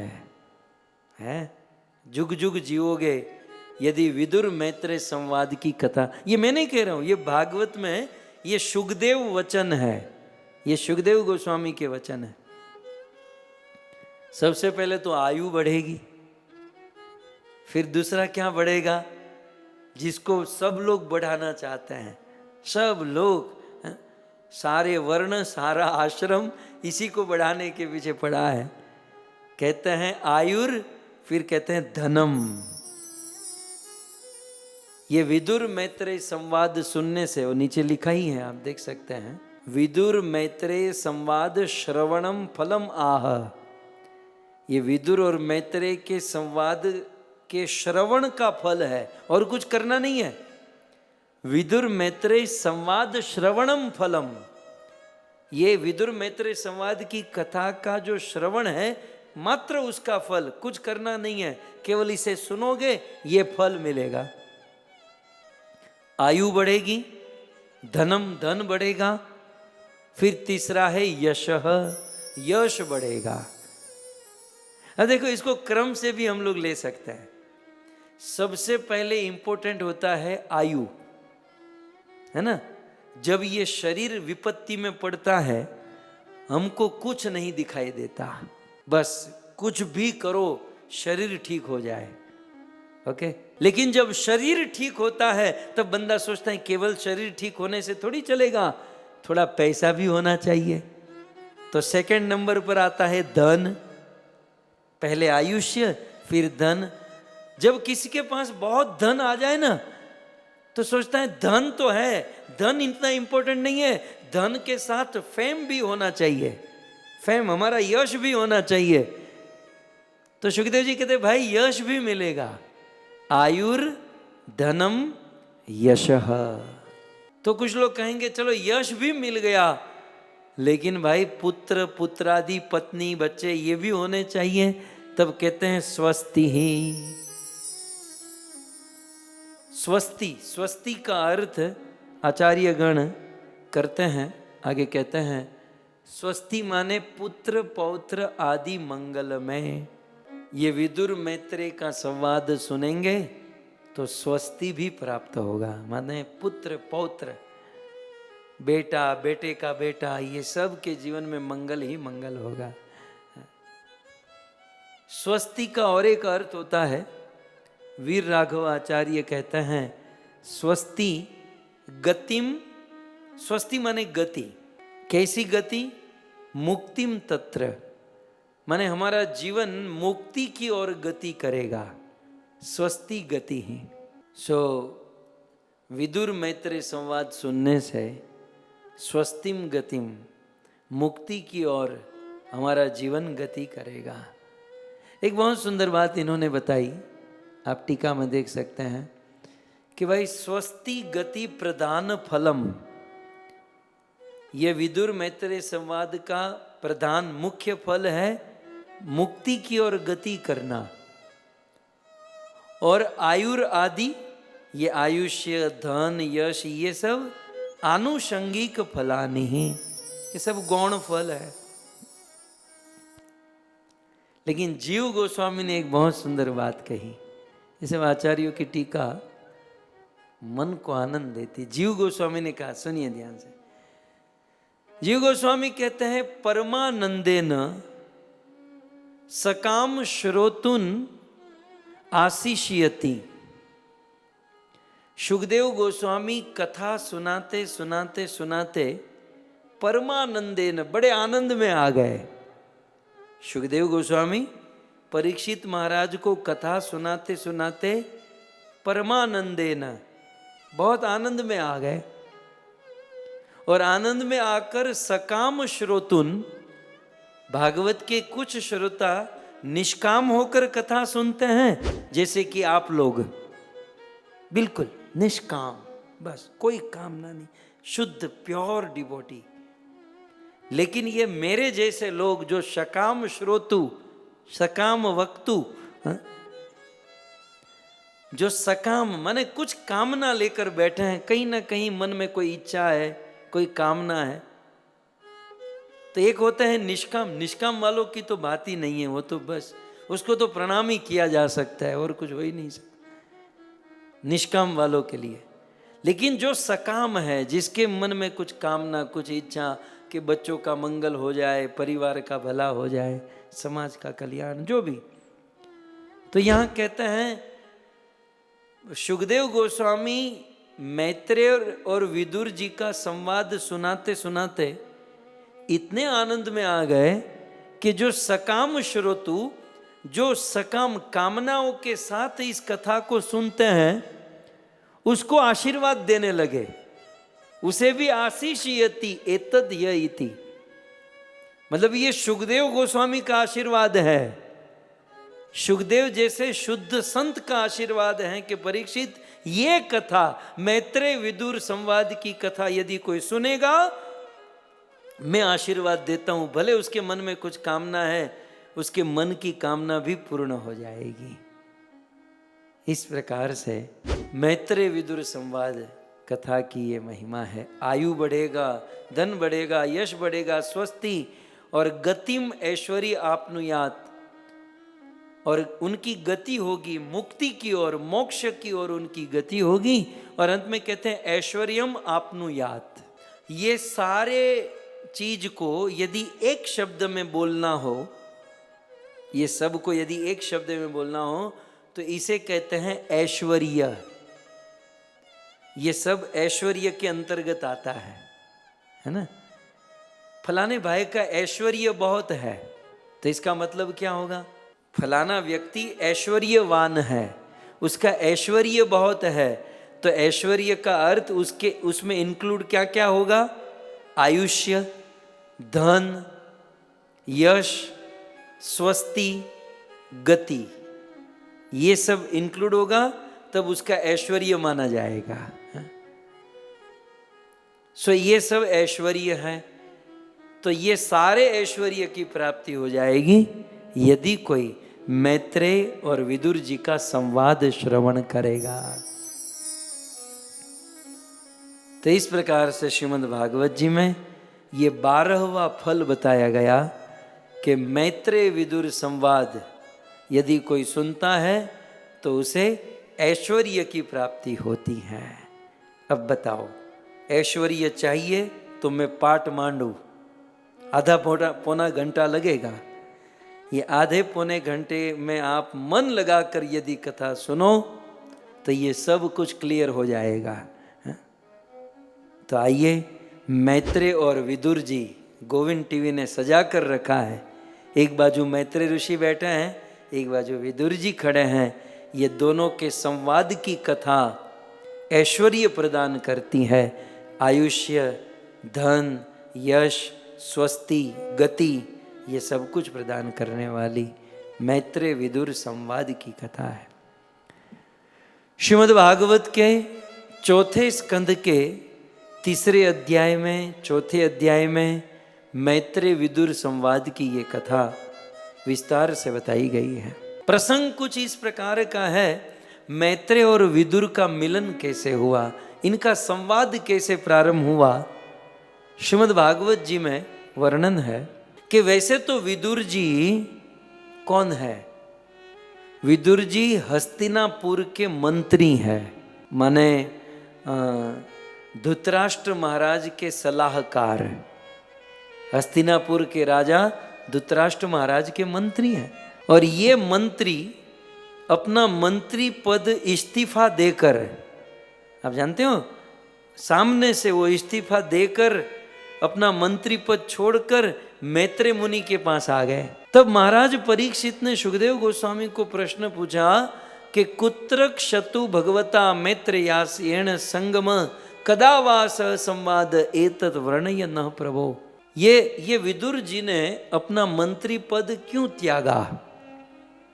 आखिर क्या आवश्यकता पड़ गई? कृपया करके आप मुझे सुनाइए, और किस प्रकार से उनका मैत्रेय ऋषि से मिलन हुआ। तब सुखदेव गोस्वामी कहते हैं कि हे परीक्षित, ये उन दिनों की बात है यदा तु राजा स्वसुतान साधुन पृष्णेन धर्मेण विनष्ट दृष्टि भ्रातुर्य विष्ठस्य सुतान विबंधुन प्रवेश लाक्षा भवने ददाह। ये उन दिनों की बात है जब धृतराष्ट्र महाराज राजा थे, विदुर जी उनके मंत्री थे, और उस समय दुर्योधन पांडवों के साथ अन्याय कर रहा था। दुर्योधन पांडवों के साथ अधर्म, अनीति कर रहा था, और अनीति करके पांडवों को अनेकों प्रकार से मारने का प्रयास कर रहा था। दुर्योधन अंधा हो चुका था, धर्म की आंखें विनष्ट हो चुकी थी, और साथ ही साथ धृतराष्ट्र महाराज की भी आंखें तो अंध थी, उनकी विवेक बुद्धि भी अंधी हो चुकी थी। जैसे कि आप सब जानते हो, कुरुवंश का चरित्र, इतिहास, हस्तिनापुर के लीगल राजा पांडु महाराज थे, और टेम्परवरी 2-3 महीने के लिए महाराज पांडु ने, क्योंकि वो वन में गए तो वो राजपाट धृतराष्ट्र को देकर गए लेकिन धृतराष्ट्र उस हस्तिनापुर की गादी पर पता नहीं क्या लगा कर बैठे, कौन सा ग्लू लगाकर, फेविकोल वेमिकोल लगाकर बैठे। बैठे तो बैठे, फिर खड़े ही नहीं हुए। वो टेम्पररी बैठे थे 2-3 महीने के लिए, लेकिन इतने आसक्त हो गए अब देखो, हस्तिनापुर के राजा पांडु थे, तो पांडु के बाद हस्तिनापुर का अधिकार उनके ज्येष्ठ पुत्र युधिष्ठिर का होता है। लेकिन युधिष्ठिर को राज्य न देकर धृतराष्ट्र स्वयं भोगतने लगे। और दुर्योधन सोच रहा था कि आगे चलकर युधिष्ठिर इसे मांगे नहीं, इसलिए बचपन से ही इन पांडवों को मैं मार दूं। तो दुर्योधन अनेकों प्रकार से अधर्म, अनीति इस प्रकार से कर रहा था और पांडवों को मारने का बहुत प्रयास किया।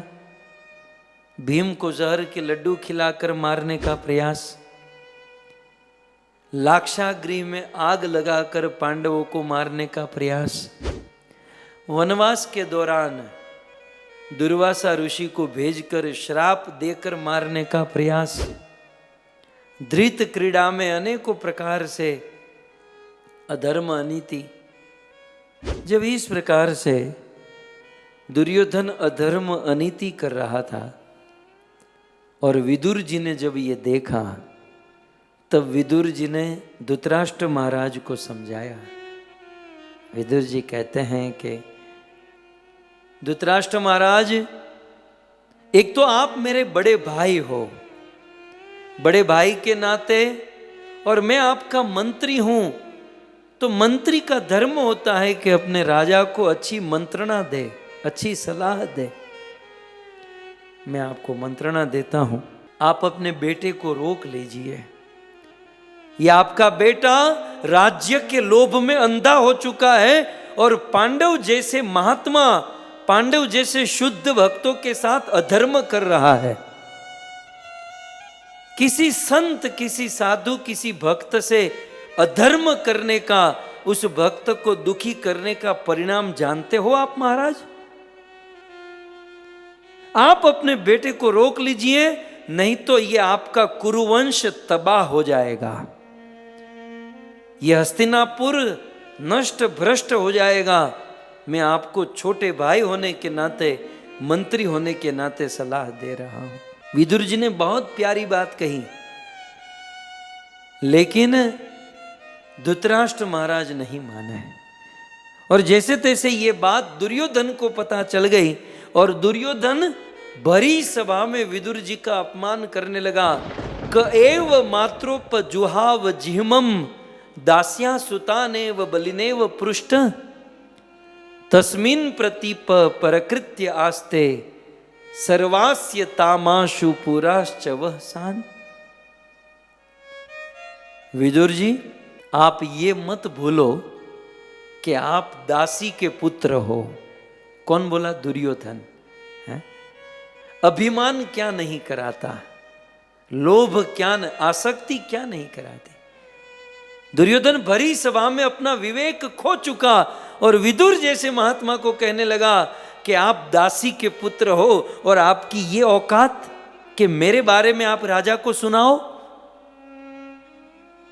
और आप तो जिस थाली में खाते हो उसी थाली में छेद करते हो, हमारा ही नाम बिगाड़ रहे हो। अब बेचारे महात्मा विदुर तो सलाह दे रहे थे और भी अच्छी सलाह दे रहे थे, और दुर्योधन भरी सभा में विदुर जी का अपमान करने लगा। उस समय विदुर जी ने दुर्योधन के सामने नहीं देखा। विदुर तो विदुर है ना, विदुर नीति उन्होंने लिखी है, वो नीति जानते हैं। भक्तों, मैं भी आपको कहूं, ये दुनिया है, ये समाज है, और इसको कोई, समाज को अपनी जीवा पर कोई कंट्रोल नहीं रहता। वो आज प्रशंसा करेंगे, कल गाली भी देंगे, इसको, इसका मुंह कोई बंद नहीं करा सकता। इसलिए दुनिया क्या कहती है इसे सुनने की कोई आवश्यकता नहीं है। विदुर जी ने ये नहीं सुना कि दुर्योधन क्या कहता है, विदुर जी ने ये देखा ऑथोरिटी क्या कहती है। उस समय धृतराष्ट्र राजा थे, ऑथोरिटी थे। ये ऑथोरिटी क्या बोल रही है? प्रजा तो बोलती रहेगी, प्रजा का कोई इतना इंपॉर्टेंट नहीं है। धृतराष्ट्र क्या बोल रहा है? लेकिन विदुर जी ने देखा कि उस समय धृतराष्ट्र भी कुछ नहीं बोले।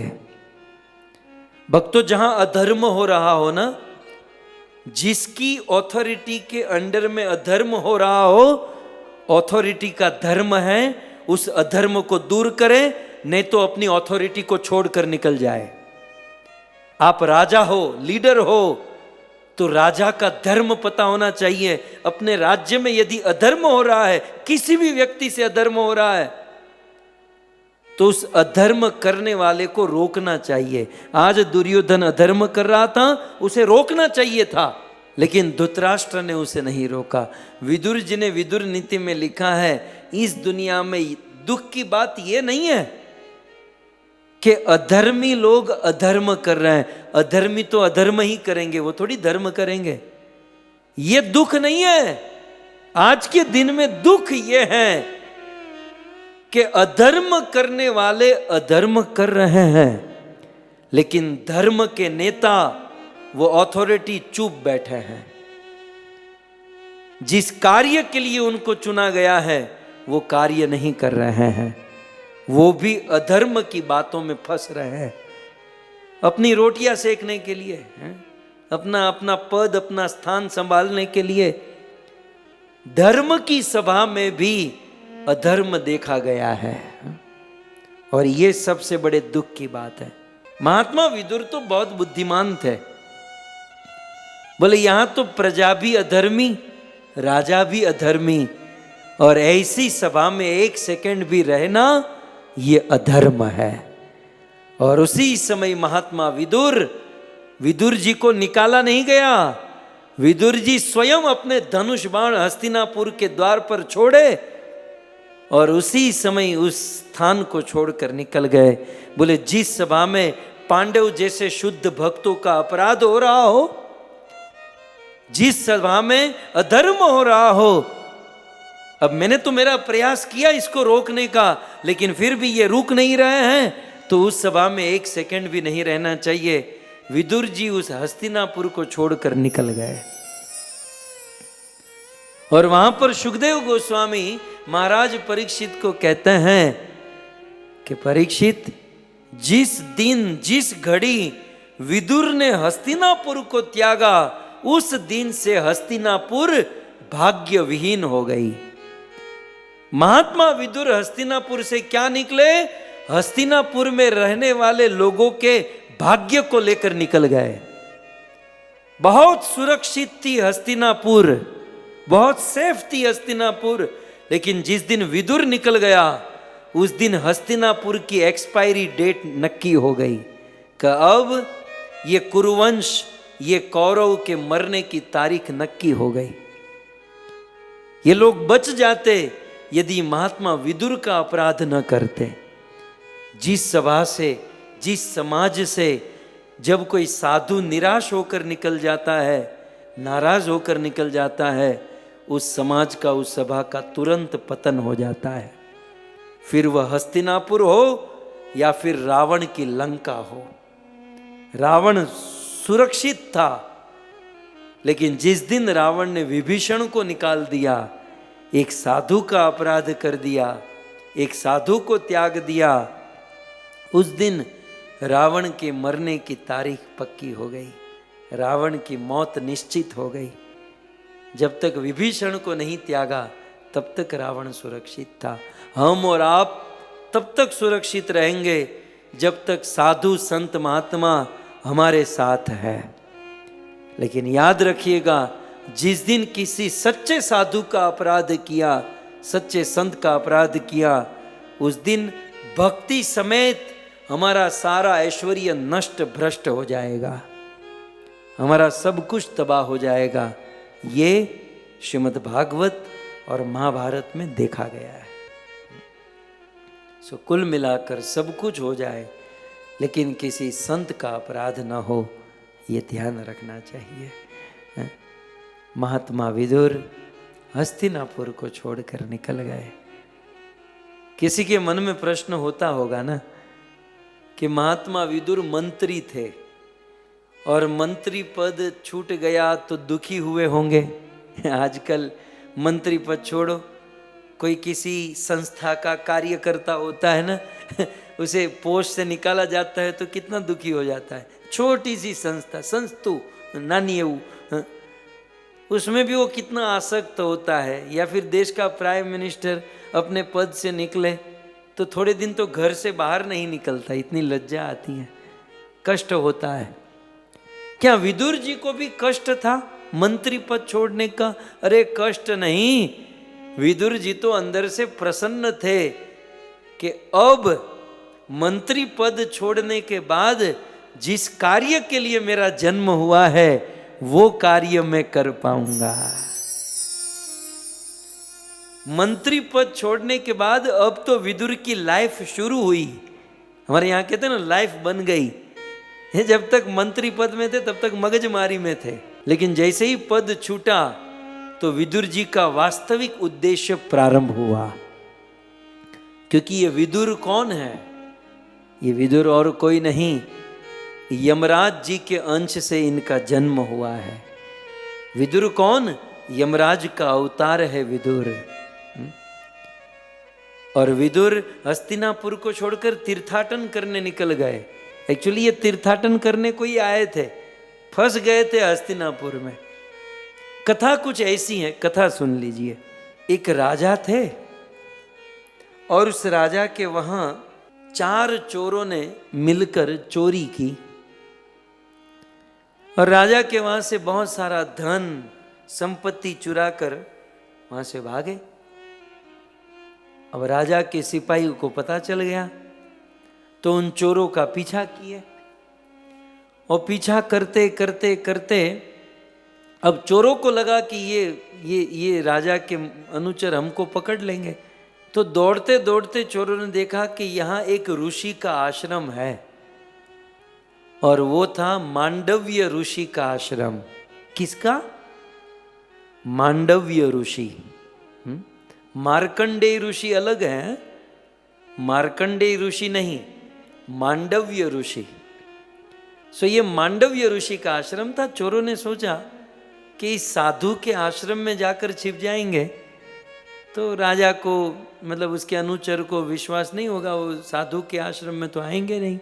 तो चारों चोर मांडव्य ऋषि के आश्रम में जाकर छिप गए।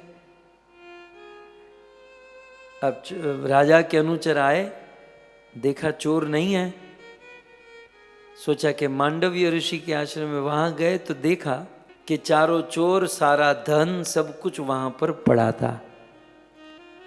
अब मंत्री तो इतने बुद्धिमान, मतलब अनुचर इतने बुद्धिमान नहीं, तो राजा की संपत्ति को ले लिया, चोरों को भी ले लिया और सोचा कि ये साधु जो है वो भी चोरों के साथ मिला हुआ है। ये साधु भी चोर के साथ मिला हुआ है, साधु को भी उठाओ। 4 चोर को भी उठाया और मांडव्य ऋषि को भी उठाया। अब मांडव्य ऋषि तो ध्यान में बैठे थे, और ध्यान में बैठी हुई मूर्ति को ही उठा लिया ऐसे। अब राजा, मंत्री ने राजा को पूछा, राजा भी बिजी थे, पूछा कि राजन आपके वहां चोरी हुई, चोर पकड़े गए, क्या किया जाए? राजा ने क्या कहा? सजाए मौत, उसको सजाए मौत दी जाए। कैसी मौत? बोले फांसी पर नहीं, सूली पर चढ़ाओ। सूली जानते हैं? फांसी जानते हैं, सूली नहीं जानते। फांसी बहुत अच्छी होती है। फांसी में तो क्या होता है, वो रस्सी गले में डालते हैं, उसको लटका देते हैं, 2-5 मिनट में अच्युतम केशवम। लेकिन शूल जो होता है ना, शूल ऐसा त्रिकोण होता है, त्रिकोण आकार का, और आगे ऊपर जो ना धारदार होता है, इसे त्रिकोण को शूल कहते हैं। और ऊपर एकदम तीखा धार वाला शूल होता है, और उस पर जिसको दंड देना है उसको उस पर बिठा दिया जाता है। और धीरे धीरे धीरे धीरे 1 दिन, 2 दिन, 5 दिन, धीरे धीरे धीरे वो आदमी उस पर तड़पते तड़पते 2 भाग में फट जाता है। मतलब 2 भाग में वो उस आदमी के 2 भाग हो जाते हैं, लेकिन वो भी धीरे धीरे तड़पते तड़पते वो मरते हैं। ये होता है शूली पर चढ़ा देना है? तो राजा ने कहा इसको शूली पर चढ़ा दो। अब 5 को, वो 4 चोर प्लस ये साधु, 5 को शूली पर चढ़ा दिया। 2-3 दिन के बाद इन्होंने खबर दी कि वो 4 जो थे वो तो शूली पर ऐसे चढ़ाए, धीरे धीरे करके 2 भाग में बढ़ गए, फट गए। लेकिन वो जो साधु था वो तो अभी भी ध्यान में बैठा है और उसे एक आंच भी नहीं आई। तब राजा के मन में हुआ कि निश्चित हमसे कुछ गलती हो गई है, हमने किसी गलत आदमी को दंड दे दिया है। राजा जल्दी अपने अनुचर को लेकर आए। वो मांडवीय ऋषि बैठे थे शूली पर ध्यान में, उसे कुछ नहीं हुआ। राजा ने कहा उसे जल्दी नीचे उतारो। उसे उठाया और नीचे उतारा। राजा प्रणाम करने लगे, क्षमा याचना मांगने लगे, मुझे प्रणाम कीजिए, क्षमा कीजिए, बिना वजह हमने आपको शूली पर चढ़ा दिया। और मांडव्य ऋषि का ध्यान भंग हुआ और मांडव्य ऋषि का बाटला फट गया। बोले राजन तू साइड में हट। तो आप सब लोग का कोई दोष नहीं है, तुम साइड में जाओ। मांडव्य ऋषि सीधे यमराज के पास पहुंचे, सीधे यमलोक में यमराज के पास। यमराज बोलो। बोले मुझे शूली पर चढ़ाया गया, इतना बड़ा दंड मुझे धरती पर दिया गया, मुझे ये बताओ ये मेरे किस पाप का फल है? मैंने ऐसा कौन सा पाप किया था कि मुझे शूली पर चढ़ाया गया? यमराज ने चित्रगुप्त को कहा। चित्रगुप्त ने देखा तो कहा कि जब आप 5 साल के थे तब एक फतिंगा होता है ना, पतंगिया, फतिंगा, बटरफ्लाई, सो बटरफ्लाई की पंख में आपने कांटा मारा था। 5 साल के थे आप, खेलते खेलते उस बटरफ्लाई के पंख में, पतंगे के पंख में कांटा मारा था। मांडवीय ऋषि कहते हैं कि 5 साल का बालक जो किम कर्तव्य विमूढ़ होता है, 5 साल के बालक को ये विवेक नहीं होता क्या करना क्या नहीं करना, और 5 साल का बालक गलती से ये करता है तो उसको इतना बड़ा दंड, इतनी बड़ी सजा। तुमने ठीक से न्याय नहीं किया, जाओ मैं तुम्हें श्राप देता हूं कि तुम यहां से धरती लोक में चले जाओ और धरती लोक में शूद्र बन जाओ, शूद्र के घर पर तुम्हारा जन्म हो जाए। सो मांडव्य ऋषि के श्राप से यमराज जी का जन्म धरती लोक में एक दासी के पुत्र के रूप में हुआ, और वही थे महात्मा विदुर। सो मांडव्य ऋषि के श्राप से यमराज जी महात्मा विदुर बने हैं। तब और एक यहां पर प्रश्न होता है कि यमराज को भी किसी का श्राप लगता है? यमराज को यदि श्राप लगने लगे तब तो जितने भी जीव यमलोक में जाएंगे सब लोग श्राप देंगे, तो यमराज तो बेचारे चैन से जी नहीं पाएंगे। सो उत्तर यह है कि यमराज जी को किसी का श्राप नहीं लग सकता। ये जो भी घटना घटी भगवान की इच्छा से घटी, इसमें भगवान की इच्छा थी। क्या इच्छा थी? एक दिन यमराज जो ना भगवान के शुद्ध भक्त है। इस दुनिया में यमराज का रूप और उनका जो स्टाइल है गलत रूप से प्रस्तुत किया गया है। यमराज दिखने में भी बहुत सुंदर है, यमराज का रूप भी बहुत अच्छा है, यमराज जी बहुत अच्छे भक्त है, डिवोटी है। और इवन यमराज जी जब किसी को दंड देते हैं, देने के लिए दंड देना पड़ता है, लेकिन उनके दिल में बहुत कष्ट होता है। यमराज जी का काम कैसा जानते हैं? एक माँ के जैसा। कौन माँ अपने बेटे को दंड देना चाहती है? कोई माँ नहीं चाहती, लेकिन कभी कभी अपने बेटे के सुधार के लिए, अपने बेटे को सुधारने के लिए एक माँ अंदर से कठोर होकर, इनकी इच्छा नहीं होती लेकिन बेटे का सुधार भी जरूर है, तो अपने बेटे को सुधारने के लिए न चाहते हुए जबरदस्ती अपने बेटे को दंड देती हैं। लेकिन दंड देकर भी माँ खुश नहीं होती, अंदर से माँ रोती है, लेकिन बेटे को सुधारना भी जरूरी है। सो यमराज जी की स्थिति कुछ ऐसी है, वो अंदर से दुखी रहते हैं लेकिन जीवों को सुधारना भी है। भगवान ने सेवा भी दे रखी है, इसलिए यमराज जी ये सेवा करते हैं। एक दिन यमराज जी भगवान श्री कृष्ण से कहते हैं, प्रभु आपने मुझे ये कैसी सेवा में लगा दिया, रोज सुबह उठकर मंगला आरती में ही ये पापियों का दर्शन करना पड़ता है। रोज सुबह उठो, पापियों को देखो, पापियों को दंड दो, इनकी सजा, इनकी सुनवाई करो। तो भगवान ने कहा तो क्या चाहिए? बोले कभी तो साधु संघ, वैष्णव एसोसिएशन, तीर्थाटन, गोकुल मथुरा वृंदावन भ्रमण, ऐसा तो कोई सौभाग्य दो। तब भगवान ने कहा कि तुम्हारी इच्छा है कि तुम तीर्थाटन करो तो मैं आशीर्वाद देता हूँ कि बहुत जल्द तुम्हारी इच्छा पूर्ण होगी। और यमराज जी की इच्छा को पूर्ण करने के लिए भगवान ने मांडव्य ऋषि वाला ये पूरा चरित्र रचाया और यमराज जी विदुर के रूप में प्रकट हुए। और जब तक यमराज जी महात्मा विदुर के रूप में धरती पर रहे तब तक यमलोक में यमराज जी का जो कारोबार था वो पितृलोक के देवता अय्यरमा, ऐसा भागवत में लिखा है कि पितृलोक के देवता अय्यरमा ने यमराज जी का आसन संभाला। यमराज जी का सारा वहीवट अय्यरमा जी ने देखा। और यहाँ पर यमराज जी महात्मा विदुर बने हैं और अब जिस कार्य के लिए आए, अब तक तो हस्तिनापुर में रहे और अब महात्मा विदुर निकल पड़े हैं। भारत में जितने भी तीर्थ हैं उन सारे तीर्थों में भ्रमण किए और फिर अंत में महात्मा विदुर वृंदावन पहुंचे। उस समय वृंदावन में उद्धव जी थे। विदुर जी का मिलन उद्धव जी के साथ हुआ।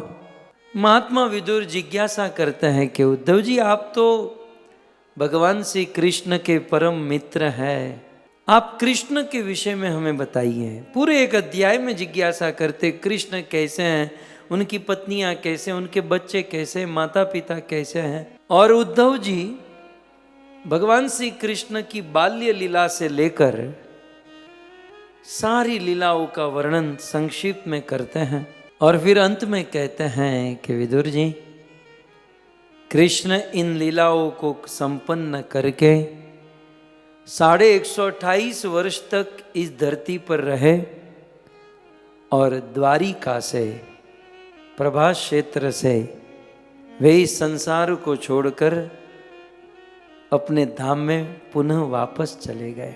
लेकिन विदुर जी जब कृष्ण जा रहे थे तब वो आपको याद कर रहे थे। अच्छा, अखिल ब्रह्मांड नायक कृष्ण इस संसार को छोड़ते समय मुझ जैसे दासी पुत्र को, मेरे जैसे छोटे आदमी को याद किया।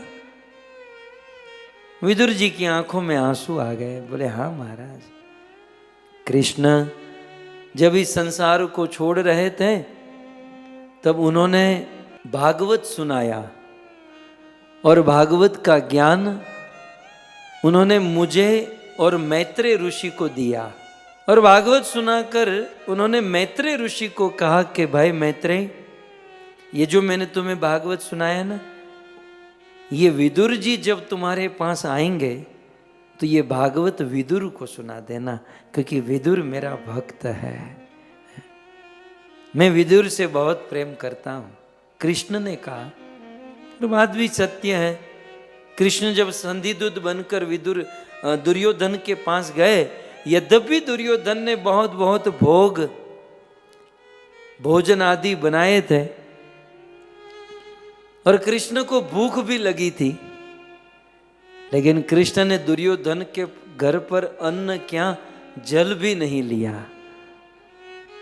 और दुर्योधन के घर से निकले, देखा रास्ते में विदुर जी का घर है, विदुर जी के घर पर चले गए और कहा विदुरानी को कि विदुरानी बहुत भूख लगी है, कुछ खिला दो। विदुरानी तो दंग रह गई कि हमारे घर पर भगवान, हम दास दासियों के घर पर भगवान, तो विश्वास नहीं कर रही थी। और जब अचानक से कोई बहुत बड़ा आदमी प्रेमी हमारे घर पर आ जाता है ना, हम सुध बुध भूल जाते हैं, सुध बुध खो देते हैं। तो बेचारी विदुरानी ऐसा कहते हैं कि वो केला ऐसे खोलने लगी, वो केले का गर्भ फेंक दिया, कृष्ण को छिलके खिलाने लगी। झूठे बेर शबरी के खाए, साग विदुर घर खाई सबसे ऊंची, प्रेम सगाई सबसे ऊंची, प्रेम सगाई सबसे ऊंची प्रेम सगाई। झूठे बेर शबरी के खाए और साग विदुर विदुर घर खाई। सही इस प्रकार से कृष्ण ने मैत्रेय ऋषि को कहा था कि विदुर को भागवत दे देना। तो अब विदुर जी उद्धव जी से कहने लगे कि भाई वो मैत्रेय कहाँ मिलेंगे। उद्धव जी ने कहा मैं तो जा रहा हूं बद्रीनाथ, और तुमको वो मैत्रेय ऋषि मिलेंगे हरिद्वार ऋषिकेश में। तो चलो मेरे साथ, मैं वहां बद्रीनाथ चला जाऊंगा, तुम ऋषिकेश चला जाना। तो वृंदावन से उद्धव और विदुर दोनों साथ में निकले, हरिद्वार ऋषिकेश पहुंचे। विदुर जी गए मैत्रेय ऋषि के पास और उद्धव जी चले गए बद्रीनाथ। आज भी उद्धव बद्रीनाथ में है। और मैत्रेय मुनि के आश्रम में आकर विदुर जी ने बहुत सुंदर जी की। मैत्रेय भी मैत्रेय हैं। ऐसा कहते हैं कि बहुत बहुत पहले वेदव्यास जी रास्ते से जा रहे थे, तो उस खेत के रास्ते में वो बैलगाड़ी चलती है ना, जहाँ से बैलगाड़ी चलती हैं, तो उस बैलगाड़ी के चक्के के निशान हो जाते हैं, उसे वो लीक बन जाती है। तो उस लीक में एक कीड़ा दौड़ते हुए जा रहा था। तो वेदव्यास जी ने, वेदव्यास से वो कीड़े को कहा, कीड़ा इतना दौड़ क्यों रहा है? ऑफिस में लेट, तो तू तो आदमी नहीं है, न ऑफिस में जाना है, न प्रसाद की लाइन में खड़ा रहना है, न कथा में जाना है, तू क्यों दौड़ रहा है? आज का मनुष्य दौड़े ये समझ में आता है, तू क्यों भाग रहा है? न तुझे ट्रेन पकड़नी है, न फ्लाइट पकड़नी है। तो कीड़ा भी बोला कीड़ा बोलता है, महाराज ये बैलगाड़ी के चलने का रास्ता है, कहीं अचानक बैलगाड़ी आ गई तो मैं मर जाऊंगा, इसलिए मैं भाग रहा हूं, मरने से बच जाऊं। वेदव्यास मुनि ने कहा कि तू कीड़ा है, तू जिए या मरे तुझे क्या फर्क पड़ता है? तू क्यों इतना मरने से परेशान है? तू मर भी जाता है तो क्या फर्क पड़ता है? कीड़ा बोला कि महाराज ऐसा नहीं है, इस दुनिया में सभी जीव अपने अपने स्टैंडर्ड से सुखी है। इस दुनिया में सभी जीव अपने अपने स्टैंडर्ड से सुख भोगते हैं। ऐसा नहीं कि स्वर्ग में ही सुख है, स्वर्ग में सुख है, पृथ्वी पे सुख है, इवन नरक में भी सुख है। वेदव्यास जी ने कहा नरक में? बोले हाँ, नरक में सुख है। मैं भी आपको कहता हूं नरक में भी सुख है। आप कहोगे कैसे? यमराज के दूत बहुत पीटते हैं, इतने डंडे मारते हैं, इतने डंडे मारते मारते मारते मारते मारते 2 मिनट ठहर जाते हैं कि भाई रुको रुको 2 मिनट। वो 2 मिनट जो है ना, बहुत आनंद आता है कि चलो 2 मिनट तो है? ये सुख है नरक में ये सुख है। और उस टाइप का सुख पृथ्वी पर है। वहां यमराज के डंडे कंटिन्यू पड़ रहे हैं और 2-3 मिनट उसने मारना बंद कर दिया तो सुख का एहसास होता है। यहाँ माया के डंडे पड़ते हैं और माया थोड़ी देर दुख देना बंद करती, हम सोचते हैं सुखी हो गए। तो वो कीड़ा बोला कि भाई सब लोग अपने अपने स्टैंडर्ड से सुख भोगत ही लेते हैं, तो मैं भी अपना सुख भोगत रहा हूँ, कहीं बैलगाड़ी आ जाए मर जाऊंगा। ये कीड़ा वेदव्यास जी के साथ चर्चा कर ही रहा था, तब तक बैलगाड़ी आई और वो कीड़ा अच्युतम केशवम मर गया। बेचारा बच जाता, लेकिन वेदव्यास जी के साथ चर्चा करने में वो कीड़ा मर गया। लेकिन एक बात समझ लीजिए कि साधु से मिलने में कभी लॉस नहीं होता। इसलिए तो ठाकुर भक्ति विनोद ने कहा कीड़ा बनना मंजूर है। हे ईश्वर, हे प्रभु, कीड़ा बनाना है तो बना दो, लेकिन किसी भक्त के घर पर कीड़ा बनाओ, अमृत चर्चा होगी, ऑनलाइन कथा शुरू होगी और कोने में कीड़ा पड़े पड़े कथा सुनूंगा।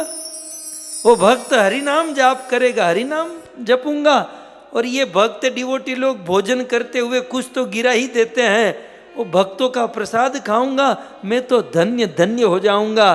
कीड़े बनने में भी बेनिफिट है यदि भक्त के घर पर कीड़ा बन जाऊं। साधु से मिलने में, डिवोटी से मिलने में अपने कार्य की हानि हो ही नहीं सकती। वो कीड़ा वेदव्यास जी के साथ मिला और वेदव्यास जी के साथ एसोसिएशन, संगति होने के कारण उस कीड़े का दूसरा जन्म मनुष्य कुल में हुआ और ब्राह्मण बना, वेद पाठी ब्राह्मण और सुसंस्कृत और बहुत कुछ, और उसमें भी वेदव्यास उनके गुरु बने। और फिर तीसरा जन्म मित्रा और वरुण के पुत्र के रूप में हुआ। और क्योंकि तीसरे जन्म में वो मित्रा के पुत्र हुए, इसलिए उनका नाम हुआ मैत्रेय। और उनके पिता का नाम था कुशारु, और कुशारु पिता का नाम होने के कारण इनका दूसरा नाम हुआ कौशारव। सो मित्रा के पुत्र होने के कारण मैत्रेय कहते हैं, और कुशारु के पुत्र होने के कारण इसे कौशारव कहते हैं। तो इस प्रकार से मैत्रेय मुनि का जन्म हुआ। और मैत्रेय मुनि के गुरु हुए वेदव्यास जी के पिता पराशर ऋषि। पराशर ऋषि ने उनको ज्योतिष शास्त्र और अनेकों इतिहास पुराण ग्रंथों का ज्ञान दिया। और फिर जब सब सारी विद्या समाप्त हो गई तो पराशर ऋषि ने कहा कि निकल जाओ, मेरे आश्रम से निकल जाओ, गुरु दक्षिणा मुझे चाहिए। तो गुरु जी बताइए क्या दक्षिणा चाहिए? मुझे सोना चाहिए, भागो चलो सोना लेके आओ। अरे गुरु जी मैं तो काम धंधा नहीं करता, कोई जॉब बिजनेस नहीं करता, मैं सुवर्ण कहाँ से लेकर आऊं? बोले मुझे सुवर्ण चाहिए, बिना सुवर्ण लाए अपना चेहरा मत दिखाना। मतलब पराशर ऋषि के अपने शिष्य की अंतिम परीक्षा थी ये, चेहरा मत दिखाना, गुरु दक्षिणा में सुवर्ण चाहिए। और मैत्रेय ऋषि निकल गए। बोले मेरे गुरु जी पराशर ऋषि बड़े विरक्त है, उसे ये गोल्ड सुवर्ण से कोई मतलब नहीं है, फिर भी मुझे कहा सुवर्ण लेकर आओ, है? मामला क्या है? तब वो मन में विचार किए, सुवर्ण इसके दो अर्थ है। सुवर्ण, सु माने सुंदर, वर्ण माने वर्णमाला, वर्ड, शब्द। सुवर्ण माने सुंदर शब्द। बोले इस दुनिया में सुंदर शब्द कौन सा है? इस दुनिया में सबसे सुंदर शब्द है कृष्ण। इससे सुंदर तो कुछ हो ही नहीं सकता। और सुवर्ण, वर्ण माने रंग, आपका वर्ण कैसा है, आपका रंग कैसा है? तो सुवर्ण माने सुंदर रंग, कलर, सुंदर कलर। तो इस दुनिया में सबसे सुंदर कलर कौन सा है? सबसे सुंदर कलर है ब्लैक, श्याम वर्ण। एक बार चढ़ जाए तो फिर कोई रंग चढ़ता नहीं है। देखिए सफेद पर कोई रंग लग सकता है, लाल पर, पीले पर, लेकिन काला लग गया तो इसके ऊपर कोई नहीं चढ़ता। तो ये काला कन्हैया जिस पर चढ़ गया, जिसके दिमाग पर, उसे फिर और कोई सुहाता नहीं है। सो सबसे सुंदर शब्द, सुंदर वर्ण है कृष्ण, कन्हैया। इसका अर्थ ये हुआ कि गुरु जी ने मुझे कृष्ण को लाने भेजा है। सीधे गए नेपाल, गंडकी के तट पर स्नान किए, तुलसी पत्र रखे, शालिग्राम बाहर आई और शालिग्राम लेकर पराशर ऋषि के पास गए, उनको प्रदान किए। बोले अब परीक्षा में पास, फाइनल एग्जाम थी, तू पास हो गया। सो मैत्रेय ऋषि इस प्रकार से अपने भक्ति ज्ञान के बल पर प्रतिष्ठित हुए। और ऐसे मैत्रेय ऋषि के पास महात्मा विदुर आए, उनके चरणों में बैठकर जिज्ञासा करने लगे। सुखाय कर्माणि करोति लोके नते सुखम वान्य दुरापवम वह विंदन्ते भूयस्तत एव दुखम यदत्र युक्तम भगवान वदान्मः। हे भगवान, हे प्रभु, कृपया करके आप मुझे ये निवेदन कीजिए कि इस दुनिया में सभी लोग सुखी होने के लिए मेहनत करते हैं, लेकिन फिर भी दुख क्यों मिलता है ना? सुखी होने के लिए मेहनत करते, दुख क्यों मिलता है? अरे भगवान एक ईश्वर ने यदि ये संसार बनाया तो संसार के सभी लोग अलग अलग क्यों हैं? कोई काला, कोई गोरा, कोई मोटा, कोई पतला, किसी के बाल घुंघराले, किसी के लंबे, किसी के है ही नहीं। समझ में नहीं आ रहा प्रकृति में इतनी विभिन्नता क्यों है। तो सृष्टि के विषय में प्रश्न पूछा। मैत्रेय मुनि ने विदुर जी को सर्ग, विसर्ग, ये सारी कथा विस्तार से सुनाई। फिर पूछा इस सृष्टि में प्रजा की उत्पत्ति कैसे हुई? तो कहा कि सर्वप्रथम ब्रह्मा जी ने 10 पुत्र को जन्म दिया। मन से मरीचि, मुख से अंगिरा, नेत्र से अत्रि, कान से पुलत्स्य, नाभि से पुलह, हाथ से कृतु, त्वचा से भृगु, अंगूठे से यक्ष, प्राण से वशिष्ठ और गोद से नारद। इस प्रकार से 10 पुत्र को जन्म दिया। कहा शादी करो, सबने मना कर दिया। क्रोध आया, भृकुटी से रोता हुआ बालक शिव जी का जन्म हुआ। शिव जी की सृष्टि विचित्र होने लगी। ब्रह्मा ने कहा तू रहने दे, तू प्रलय संभाल ले। तब अपने शरीर से मनु और शत्रुपा को जन्म दिया और मनु और शत्रुपा के 5 संतान हुए। 3 कन्या हुई, आकुति, प्रसूति, देवहूति, और 2 पुत्र हुए, उत्तानपाद और प्रियव्रत। इस प्रकार से मनु महाराज के वंश की कथा सुनाई। फिर मैत्रेय ऋषि ने यह भी सुनाया कि किस प्रकार से दीति के द्वारा दैत्यों का जन्म हुआ। एक बार दीति के मन में इच्छा हुई कि मुझे संतान की प्राप्ति हो, तो कश्यप ऋषि अपने घर पर आए। दीति को कहा कि देवी कोई इच्छा, तुम्हारा मूड बराबर नहीं है। बोले हाँ इच्छा है। क्या? मुझे संतान चाहिए। कश्यप ऋषि ने कहा कि जिस पत्नी के हृदय में संतान प्राप्ति की इच्छा हो वो पत्नी पूजा के लायक है, वो बहुत धन्य है, बहुत उन्हें कृपा मिलती है। अवश्य मैं तुम्हारी इच्छा पूर्ण करूंगा, लेकिन 2 मुहूर्त जाने दो। अभी जो समय चल रहा है ना, संध्या का समय है, और इस समय में संतान प्राप्ति करना ठीक नहीं है, तो थोड़ा समय जाने दो। नहीं, मुझे अभी चाहिए। कुछ माताओं का ये आग्रह होता है, पति मना करे तो उसे चाहिए, पति हाँ कहे तो मना करना है, थोड़ा उल्टा चलता है। ये बेचारे कहते हैं कि अभी नहीं, थोड़ी देर बाद, मुझे अभी चाहिए, अभी संतान चाहिए। मैंने कहा ना, अब बेचारे कश्यप ऋषि वेद की बात कर रहा है कि संध्या काले संप्राप्ते चतुर्कर्माणि वर्जयेत। संध्या के समय 4 काम नहीं करने चाहिए। संध्या के समय भोजन करते हैं, आहारे जायते व्याधि, तो रोग होगा। निद्राया हरये लक्ष्मी, संध्या के समय सोएंगे तो लक्ष्मी खत्म हो जाएगी। स्वाध्याय मरणम ध्रुवम, संध्या के समय स्वाध्याय करेंगे तो वो भूल जाएंगे। और गर्भ दुष्टश्च मैथुने, और संध्या के समय यदि संभोग करेंगे तो जो गर्भ होगा वो दुष्ट होगा। दीति नहीं मानी तो नहीं मानी, मुझे संतान चाहिए मतलब चाहिए। क्या करे, एक पति भी बेचारा लाचार होता है। पत्नी की इच्छा को पूर्ण करने के लिए गर्भाधान हुआ, लेकिन थोड़ा समय बीता और वो गर्भ जब धीरे धीरे बड़ा हुआ, श्रीमद् भागवत में मैत्रेय मुनि वर्णन करते हैं कि वो बच्चे अभी तो गर्भ में थे, लेकिन सृष्टि पलटने लगी। भयंकर अकाल दुष्काल होने लगा, वज्रपात होने लगा और भयंकर समय आ गया। पूछा ये क्या हो रहा है? ये कुछ नहीं, तुम्हारे गर्भ में जो संतान है वो संतान का प्रकोप। मैंने कहा था ना, संध्या के समय ये नहीं करना चाहिए, क्योंकि संध्या के समय शिव जी अपने अनुचर को लेकर विचरण करते हैं और तुम उसी समय बच्चे को प्राप्त करना चाहते। अब जो भी बच्चे होंगे वो भयंकर दुष्ट प्रकृति के होंगे। दीति ने कहा मुझसे गलती हो गई, क्षमा करो। अब गलती हो गई तो हो गई, मैं तो मना कर रहा था। बोले कुछ हो नहीं सकता। बोले एक चीज हो सकती है, ये जो बच्चे होंगे वो तो आसुरी प्रकृति के होंगे, लेकिन क्योंकि तुमने मेरी सेवा की है इसलिए आशीर्वाद देता हूं, तुम्हारे बच्चे तो असुर होंगे, लेकिन बेटे के घर पर शुद्ध भक्त का जन्म होगा।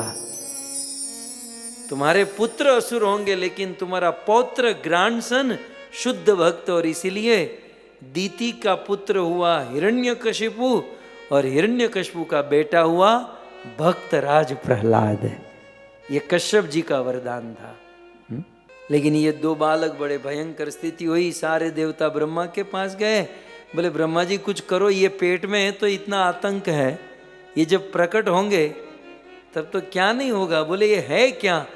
तब ये कथा ब्रह्मा जी ने सुनाई। इसके वक्ता ब्रह्मा है कि देवताओं ये और कुछ नहीं है, ये मेरे 4 बेटे सनक सनातन गए थे वैकुंठ और जय और विजय ने उसे रोका तो श्राप दे दिया, और वही जय और विजय इसके पेट में हिरण्याक्ष और हिरण्यकशिपु बनकर आया है। और इसका उद्धार स्वयं भगवान अपने हाथों से करेंगे।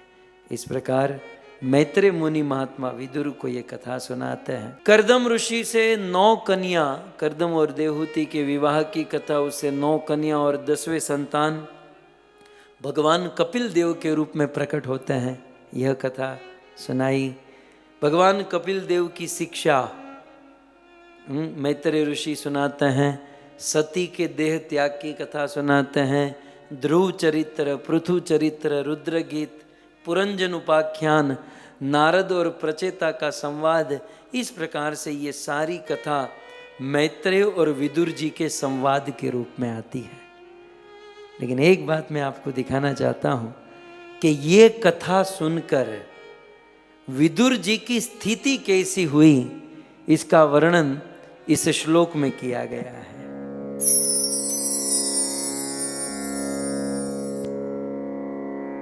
इमाम तु कोशा रविणो पवर्णिता, इमाम तु कोशा रविणो पवर्णिता, शतानि शम्य जित्वा दशत्कताम्, प्रबुद्ध भावो श्रकुला कुलो मुने, दधार मूर्धना चरणम हृदय। सुखदेव गोस्वामी परीक्षित से कहते हैं, परीक्षित इमाम, इमाम माने यह सब कथा को सुनकर, किससे कथा सुनी? कौशारव, जिसे मैंने कहा ना, वो कुशारु के पुत्र मैत्रेय ऋषि, इसलिए नाम हुआ कौशारव। सो इमाम तो इस प्रकार से कौशारव ने वीणोपवर्णिता, बहुत सुंदर कथा का वर्णन किया, और उसे क्षत्ता माने विदुर जी निशम्य उस कौशारव मैत्रेय मुनि के मुख से कथा सुने, और सुनकर अजीतवाद, भगवान के इस गुणानुवाद को सुनकर, अच्छा भगवान के गुणानुवाद कैसे हैं? सत कथाम, पवित्र कथा को सुनकर प्रबुद्ध भाव। मुझे आपको केवल इतना दिखाना था कि इमाम तु कोशा रविणोपवर्णिता, मैत्रेय मुनि के मुख से वर्णन की गई सत्ता, विदुर जी ने निशम्य कथा सुनी, तो वह सत कथा को सुनकर दूसरी लाइन में प्रबुद्ध भावो, विदुर जी के हृदय में भाव उत्पन्न हो गया। और क्या चाहिए? इसी के लिए तो मर रहे हैं ना। प्रबुद्ध भाव, विदुर जी के हृदय में भक्ति भाव की वृद्धि हो गई, और जिसके हृदय में भाव प्रकट होता है उसकी स्थिति कैसी होती है? तो आगे देखो, अश्रु कुला कुलो मुने, उस विदुर जी की आंखों से अश्रु की धारा बहने लगी। अश्रु बहना अलग बात है, लेकिन अश्रु कला कुलो माने अजस अविरत अश्रु की धारा बहने लगी, बहुत सारे अश्रु बहने लगे। और विदुर जी ने क्या किया? दधार मूर्धना चरणम हृदा हरे, विदुर जी मैत्रेय ऋषि के चरणों में बैठ गए और मैत्रेय मुनि के दोनों चरण अपने सर पर रख दिए। ये होता है श्रोता का भाव। इतनी सुंदर कथा सुनाई, भाव की वृद्धि हुई, आंखों से अश्रु की धारा। और उस कथा वक्ता मैत्र ऋषि के चरण अपने सर पर रख दिए। विदुर जी ने प्रणाम किया, शत शत धन्यवाद दिया, बारंबार प्रणाम करते रहे, धन्यवाद देते रहे। और महात्मा विदुर मैत्रेय मुनि से अनुमति लेकर वहां से वापस लौट गए। और सुखदेव गोस्वामी ने कह दिया, एतद, इस प्रकार शृणुयात राजन राज्ञाम हरि अर्पित आत्मा नाम, विदुर और मैत्रेय के इस संवाद की कथा को जो सुनेगा, आयुष्य, उसकी आयुष्य बढ़ेगी, उसका धन बढ़ेगा, उसका यश बढ़ेगा, उसकी स्वस्ति होगी, माने पुत्र आदि की प्राप्ति होगी, मुक्ति होगी, गतिर वैकुंठ, उसकी वैकुंठ की ओर गति होगी, और ऐश्वर्य, राज्य आदि की प्राप्ति होगी। तो इस प्रकार श्रीमद् भागवत श्रुति फल के अंतर्गत आज हमने 12वें श्रुति फल का वर्णन किया और इसकी कथा हम सब ने श्रवण की। आप सभी भक्तों ने बड़े धैर्य से इस कथा का श्रवण किया। आप सभी भक्तों का भूरी भूरी धन्यवाद। आइए जय जयकार के साथ कथा का हम सब विराम करें। ग्रंथराज श्रीमद् भागवतम महापुराण की, श्री कृष्णचंद्र भगवान की, जगत गुरु शिल प्रभुपाद की, निताय गौर प्रेमानंदे। जय जय श्री राधे, जय जय श्री राधे, जय जय श्री राधे श्याम।